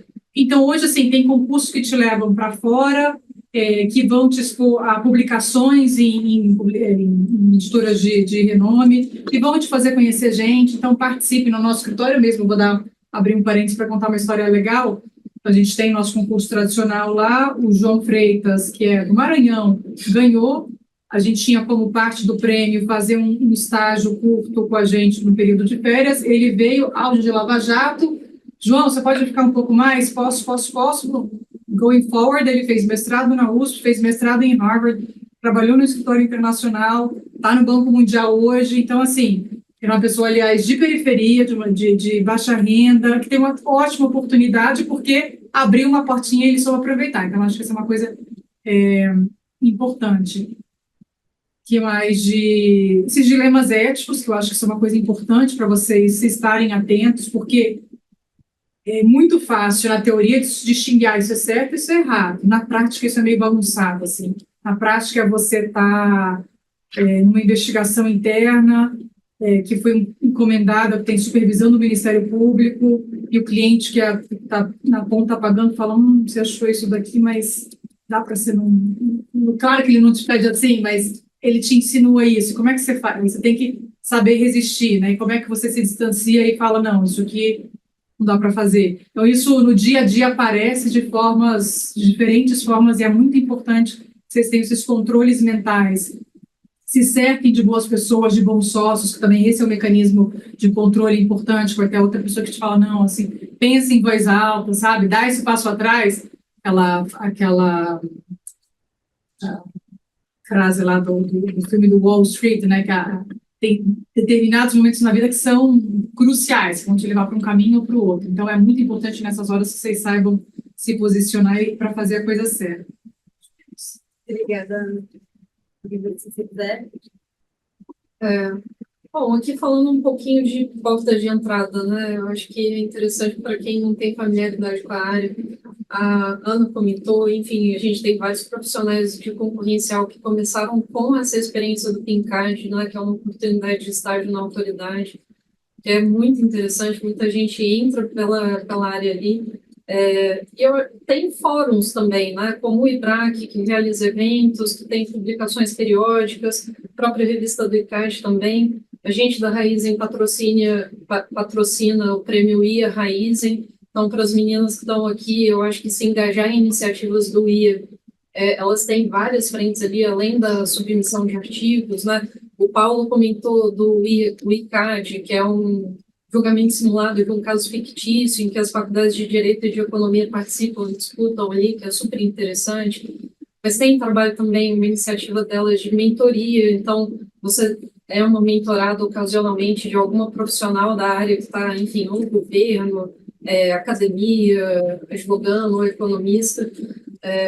E é muito como a Ana disse, né? Estar preparado para quando as oportunidades acontecerem. Porque você pode ter um plano A, aquele plano A não acontecer. Mas se você estiver preparada, outras oportunidades vão aparecer.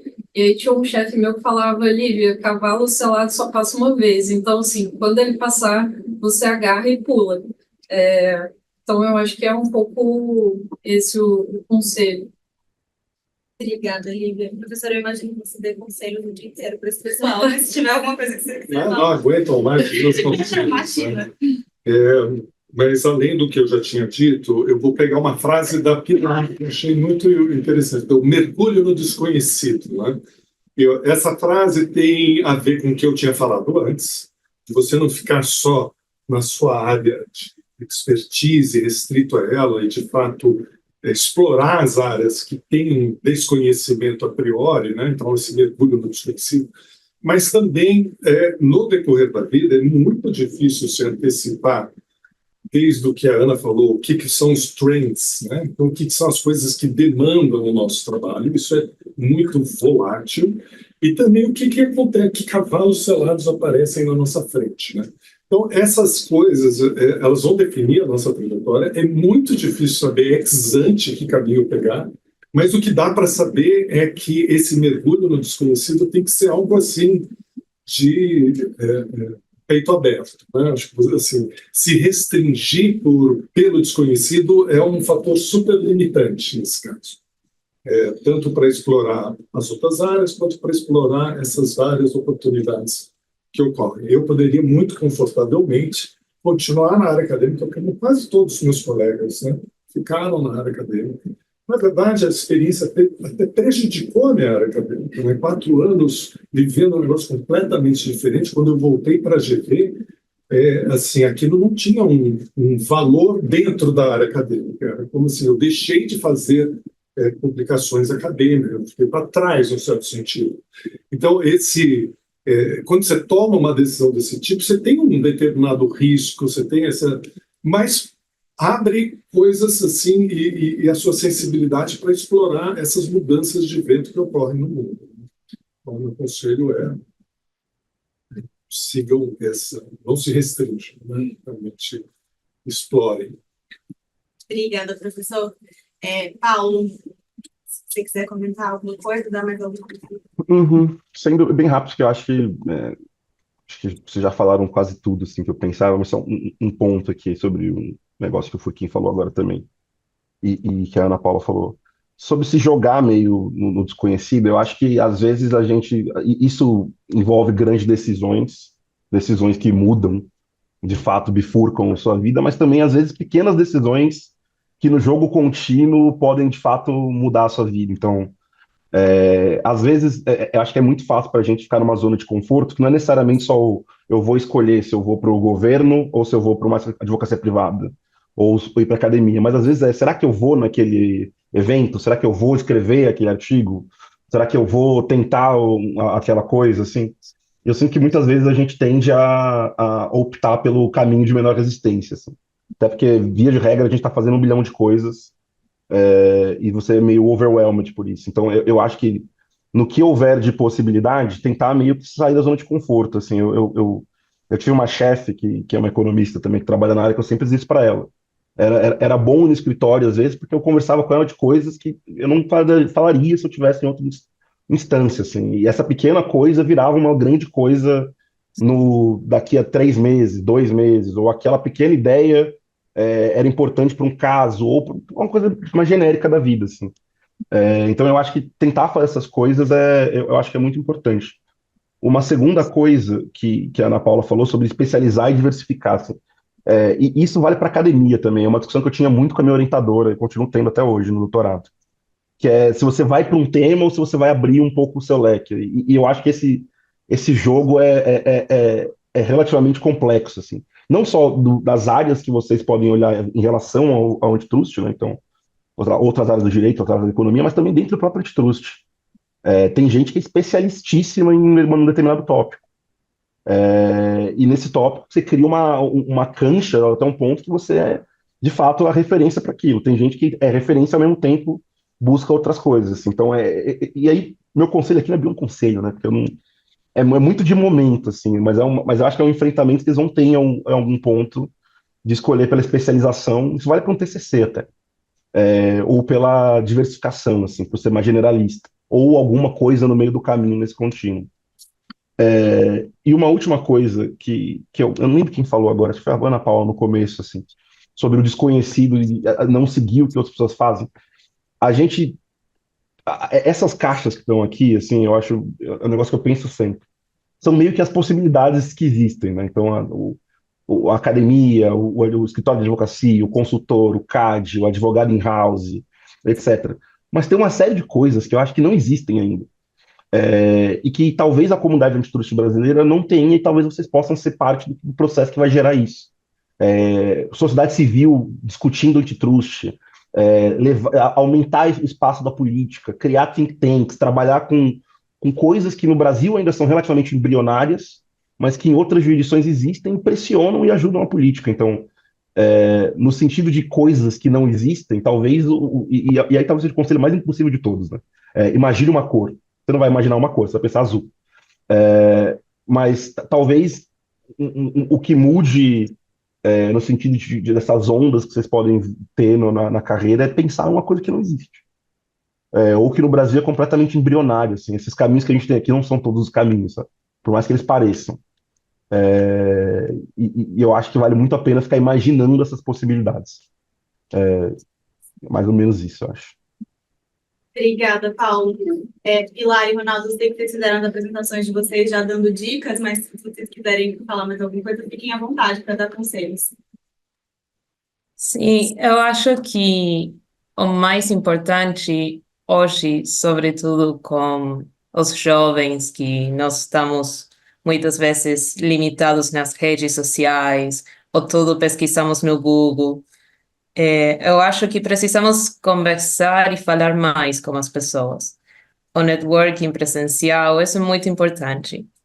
Se vocês, como estudantes, já sabem que quer ser, eu não sei, similar a um profissional que já conhecem, ou agora está no painel e escutam alguém que acham interessante, bom, vocês têm que ir lá, falar com eles, perguntar o contato do LinkedIn, o contato do WhatsApp, eu não sei, gerar um contato humano com bons profissionais.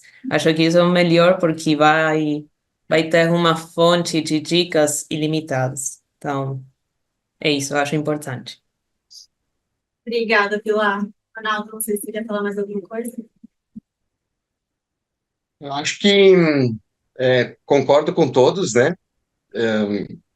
As dicas foram maravilhosas, inclusive algumas eu vou seguir, mas eu acho que principalmente a gente tem que ter coragem, né? Coragem e perseverança. Eu acho que são coisas, elementos-chave, assim, que dentro de tudo que foi falado aqui precisa para a gente ter coragem para seguir a pessoa no Instagram, ou para mandar um e-mail para ela, ou para seguir no LinkedIn, ou para mandar uma mensagem, tudo isso precisa ter coragem, né? Ou mudar de emprego, ou se inscrever, aplicar, né? Participar de um concurso de monografia, tudo vai ter que ter coragem e perseverança. Então, experimentar as coisas novas, né? Enfim, acho que tudo que vocês falaram, né? Dentro desse contexto, assim, tendo coragem e perseverança, a gente vai longe. Obrigada, Ronaldo. Ótimo resumo, coragem e perseverança. Eu tenho mais uma pergunta, mas eu vou abrir primeiro para vocês fazerem pergunta para os palestrantes e se der tempo eu faço no final, porque a gente já está bem adiantado. Eu tenho. Eu acho que agora, o momento que a gente está, principalmente por aqui no INSPER, a gente poder fazer só estágio de férias, a gente costuma explorar áreas diferentes. Eu queria entender, por exemplo, quando a gente vai pensar no momento de fazer um estágio obrigatório, e aí, eu fui para uma área, senti que talvez essa era uma que eu queria, mas agora não sei se é a que eu queria tanto, não pude explorar tanto ela, e eu quero trocar de outra área depois. Então, como que acho que funciona esse momento de decisão no começo de carreira e depois também? Então, eu fiz o meu estágio obrigatório numa área, eu achava que era a área que eu estava apaixonada, e no fim talvez não seja tanto, e eu vou ter que procurar, não é mais um estágio, né? Porque o estágio só tem esse vínculo quando eu estou na graduação. Como que é pensar nisso, se preparar para essas outras oportunidades depois? Eu estava até pensando no Scott Galloway, que é um professor da NYU, e me escapou dessa dica, mas tem a ver com a sua pergunta, que a gente também tem que dar um tempo para surgir o sentimento de conexão com uma determinada área. Claro, quando a gente fala de um estágio de férias, é tudo tão curto, que é muito dependente do caso que te passaram ali naquele momento, da pessoa com quem você interagiu, às vezes a outra está de férias, então você vai ter alguma noção, mas acho que não o suficiente para decidir que, a não ser que você deteste, tributário, não tem nada a ver comigo, não tem a ver comigo, não vou fazer. Mas se não, você realmente se destacar e gostar de uma área tem a ver com 10 mil horas de voo. O que o Scott Galloway fala a pior dica, vocês podem ouvir, dos bilionários que falam follow your passion, que você nunca mais trabalhará nenhum dia na sua vida. Só que você viu um bilionário que deu certo, mas para esse que seguiu a paixão e deu certo, tem 500 mil pessoas que tentaram ir atrás do sonho, aquela coisa idealizada, e deram errado, porque esses a gente não está vendo. Então tem um viés de seleção muito grande para a gente só ver o cara que deu super certo, que aliás quebrou 30 vezes antes de dar super certo, que essa é uma outra história. Então ele dá o exemplo do tributarista.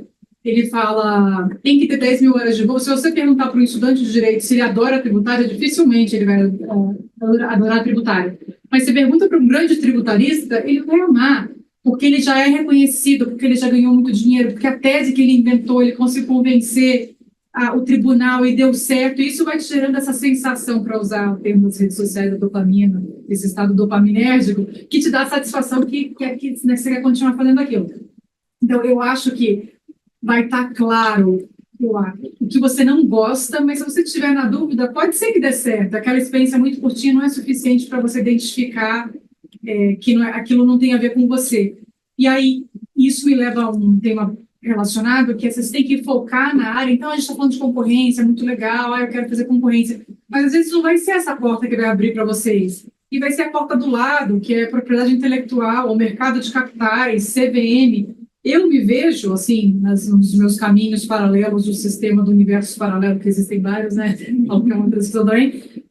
Eu acho que poderia ter me dado super bem em CVM, mercado de capitais, em societário, assim, Mas eu não tive a oportunidade de trilhar aquilo, abriu concorrência porque era a vaga que tinha, não foi nem que eu procurei na época do Levi Salomão.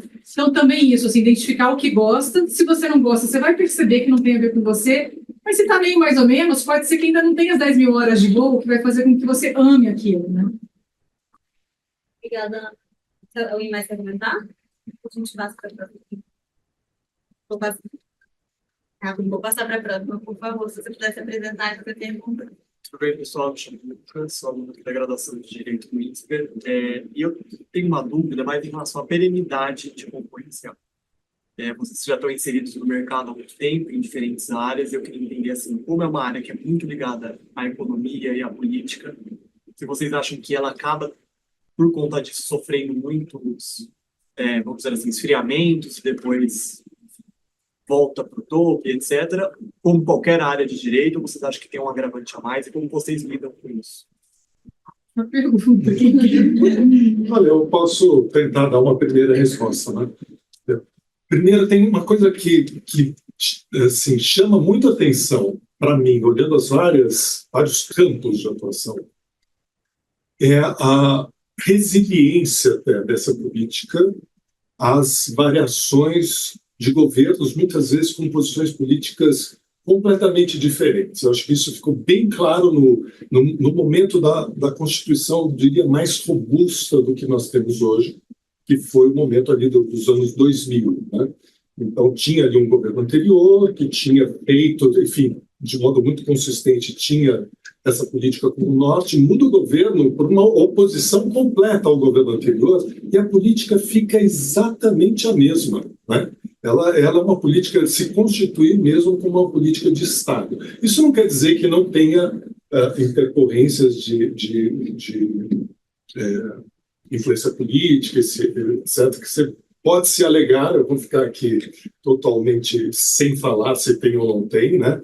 Mas assim, pode se alegar que tem algumas coisas, certamente não foi uma trajetória absolutamente linear, mas ela é até bastante desenhada como uma política de Estado. E contribuiu muito para isso ter uma burocracia no CAD de alta qualidade, né? E que exige também dos advogados levantar a barra. Na hora que o Departamento de Estudos Econômicos se consolida dentro do CAD, as consultorias de economia também têm que levantar a barra.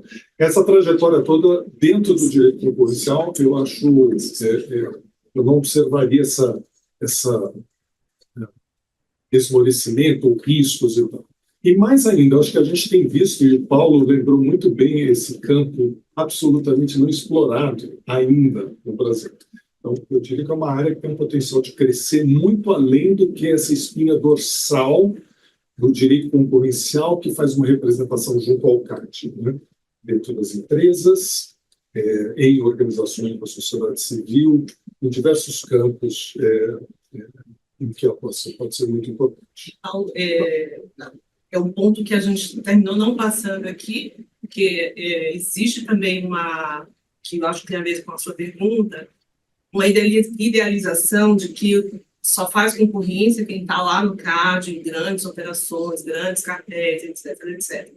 E a gente tem visto outras coisas acontecendo, então a gente tem que estar aberto realmente para outros mercados, outras coisas, especialmente revisão de contratos na área contratual, isso tem sido demandado.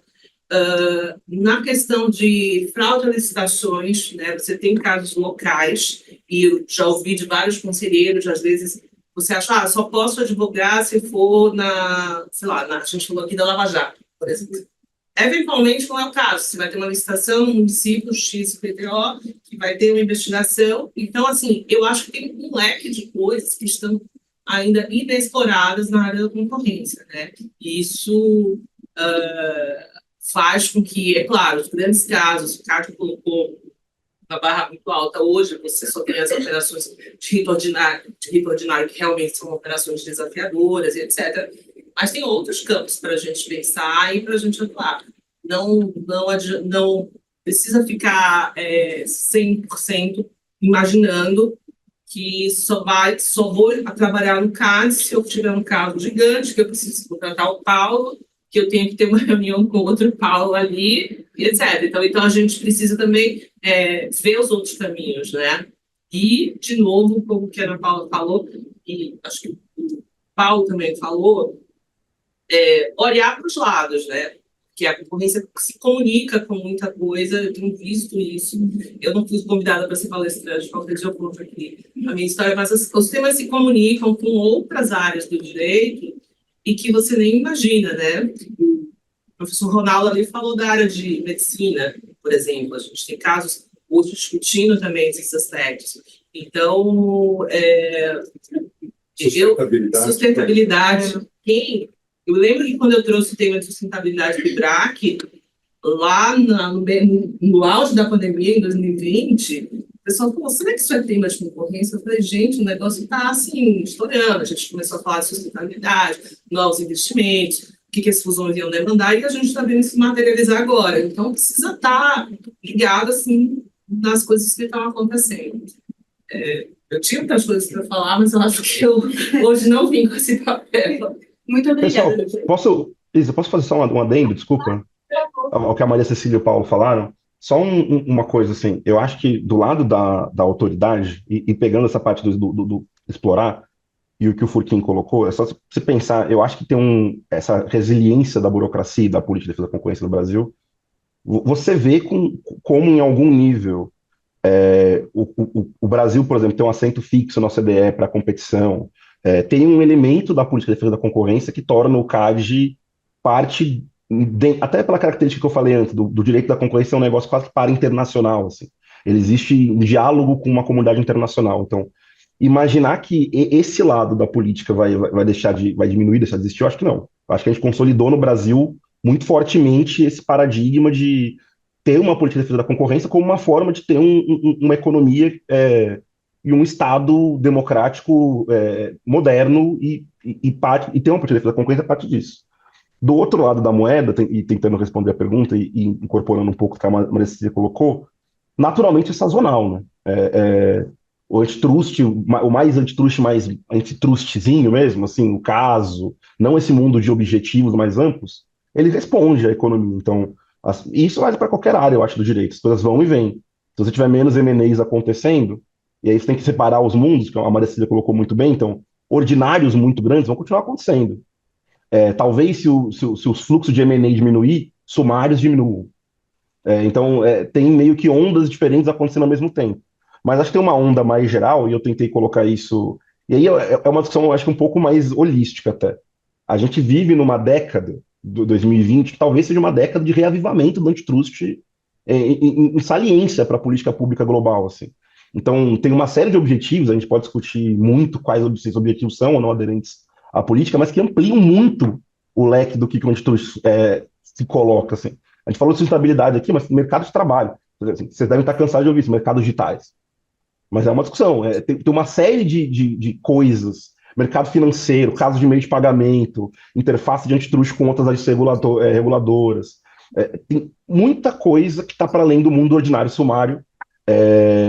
E tem muita coisa dentro do espaço da conduta que é muito divertida e muito ampla. E que pega esses mundos, assim. Então, eu não olharia só para a sazonalidade do M&A como uma forma de pensar se a política está ou não mais pungente, assim, mais latente. Só queria complementar uma coisa, Paulo, em relação ao que você falou aí, de várias coisas que estão acontecendo, e nessa semana da concorrência, a gente passou por vários temas aqui, em várias universidades, e uma discussão que a gente teve, que eu acho que é isso, olhar para o lado, cartel. Antigamente, cartel, o cara mandava aquele e-mail mega comprometedor, a gente estava discutindo tecnologia, inteligência artificial, e que é ela que vai fazer o cartel. E aí, quem é que vai ser o investigado? O robozinho ali? Então, a gente está tendo já uns debates muito novos e que a gente precisa sair da caixa, às vezes, olhar para os lados e colocar esses outros temas aqui para a gente pensar. Gente, eu queria ter tempo para mais perguntas, mas não vai acontecer, porque são 11 horas já. Eu sei que tá todo mundo com a agenda apertada. Então, eu vou puxar o carro do encerramento, dizer mais uma vez, muito obrigada, palestrantes. Muito obrigada, IBRAC. Tem uma coisa que eu ia fazer uma pergunta para todos os nossos palestrantes, que foi um tema transversal nessa Semana da Concorrência tem sido no IBRAC, que é diversidade, que é uma pauta que tem feito parte da conversa com mais frequência, ainda bem. Mas o direito ainda é uma área muito branca, muito masculina. A última pesquisa que eu vi dizia que as mulheres eram 57% da força de trabalho, maioria nas universidades, mas ainda só 34% das sócias de escritórios de advocacia. Eu lembro muito da Ana Paula falando sobre ser mulher no direito e ocupar uma posição de poder muito nova, comandar busca e apreensão e no Congresso debater lei. Então, ser mulher no direito é uma experiência marcante. Mas acho que se a gente começar a falar de raça e sexualidade, o abismo é muito maior. A última pesquisa que eu achei foi de 2019. Em 2019, as pessoas negras eram menos de 1% dos sócios de escritório, grandes escritórios de advocacia. E a Lívia estava falando do último seminário do IBRAC sobre como diversidade é um assunto estratégico, além de ser uma questão de direito, além de ser uma questão de respeito.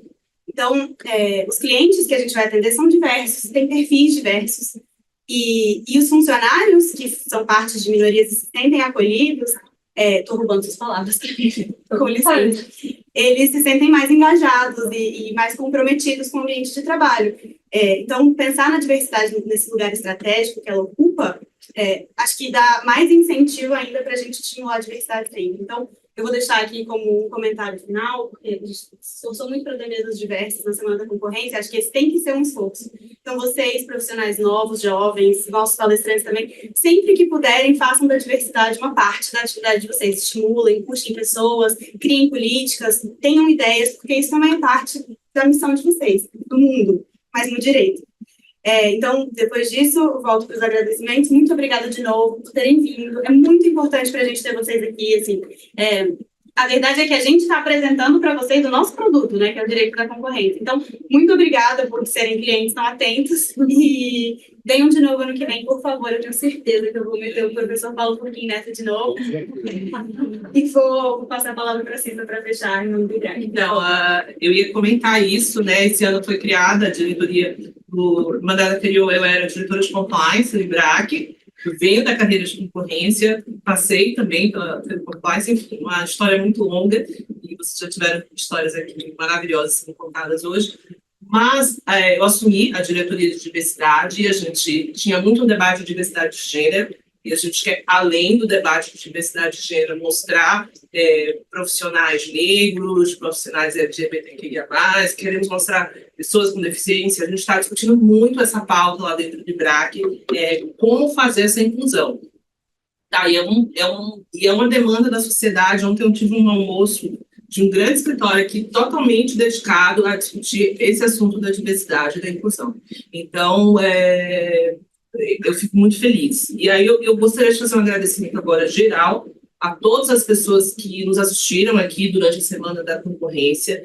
É um orgulho para o IBRAC poder compartilhar com esse conhecimento, poder compartilhar as histórias aqui, poder debater novos temas com jovens advogados, jovens economistas, com estudantes, enfim, ou até profissionais que já estão graduados e querem ouvir também as nossas histórias. Eu acho muito importante.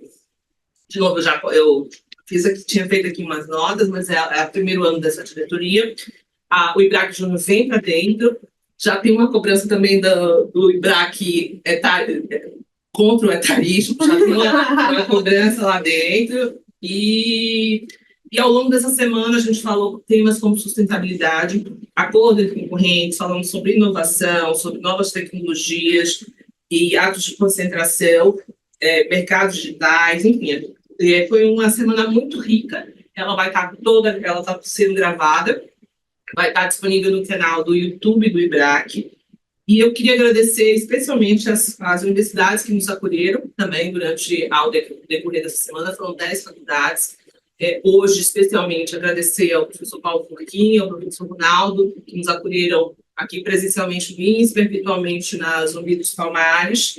E eu estou muito feliz de fazer esse fechamento hoje. A Isabela acabou de colocar, a gente pretende fazer um evento novo ano que vem, a gente pretende trazer novas universidades também para conhecerem a área de defesa da concorrência, para ajudar os alunos a pensarem que não é uma carreira. Eu sou de Salvador, tá? Estudei em Salvador, na Bahia, na faculdade, não fiz faculdade em São Paulo, uma pergunta que todo mundo faz. Eu sou negra, enfim, eu passei por várias barreiras aqui e, de fato, eu consegui entrar no mercado. Então, a gente falou aqui de persistência, a gente falou de coragem, a gente falou de networking, a gente falou de dicas. Uma dica que não veio aqui, mas eu acho que é super importante, que eu sempre dou nos programas de mentoria, lá do IA, inclusive, para quem não pode estar presente nos, vamos dizer assim, nos grandes eventos, pagar grandes seminários, como o nosso DIBRAC, participem das comissões da OAB, porque tem muitas comissões com eventos gratuitos toda semana, praticamente, então dá para ouvir profissionais bacanas falando. Eu participo da comissão de compliance, eu estou na coordenação lá, participo também da comissão de concorrência. Então, você consegue ouvir de forma acessível. A outra dica importante a que foi dada, né, de seguir os profissionais que você tem admiração e lembrar que vocês estão num mundo assim em que não vou dizer que as coisas estão mais fáceis, talvez sejam mais difíceis e mais competitivas, mas eu me lembro de ir para eventos e para assistir palestra em faculdade, acabar a palestra, eu ia lá no professor, eu sou a Maria Cecília, eu estou estudando aqui, fiz mestrado, eu posso entrar em contato? Me passa seu e-mail. Eu recebo WhatsApp, gente, todo dia de alguém me pedindo para dar coaching, dar ideias, etc. Essa acessibilidade não existia. Ela é simplesmente, eu acho sensacional. Às vezes, meio cansativa, confesso, mas assim, é muito interessante. Muitos programas de mentoria gratuitos. O do IA é gratuito para as mulheres, né? Mas existem outros programas. Então, eu incentivo muito que vocês procurem esses canais. O próprio IBRAC, só para concluir aqui, ele tem sessões para discutir todos esses temas que a gente falou aqui: mercado digital, regulação, comércio internacional, consumidor, etc. Eventos abertos, são transmitidos pelo canal do YouTube e que, eventualmente, você fez a pergunta, eu tenho curiosidade para saber. Outro dia a gente estava discutindo defesa do consumidor e a questão da diversidade. E foi um debate assim, riquíssimo, porque a gente trouxe uma advogada da área trabalhista, trouxe um advogado da área de consumidor, e as pessoas trocaram ideias, porque hoje a gente tem notas técnicas da Senacom falando justamente da questão racial e da questão de gênero nas relações de consumo. Então, tem muito debate bacana acontecendo no IBRAC, e eu recomendo que vocês façam uma pesquisa lá no site para darem uma olhada. Acho que é isso. Encerramos essa semana. Sim.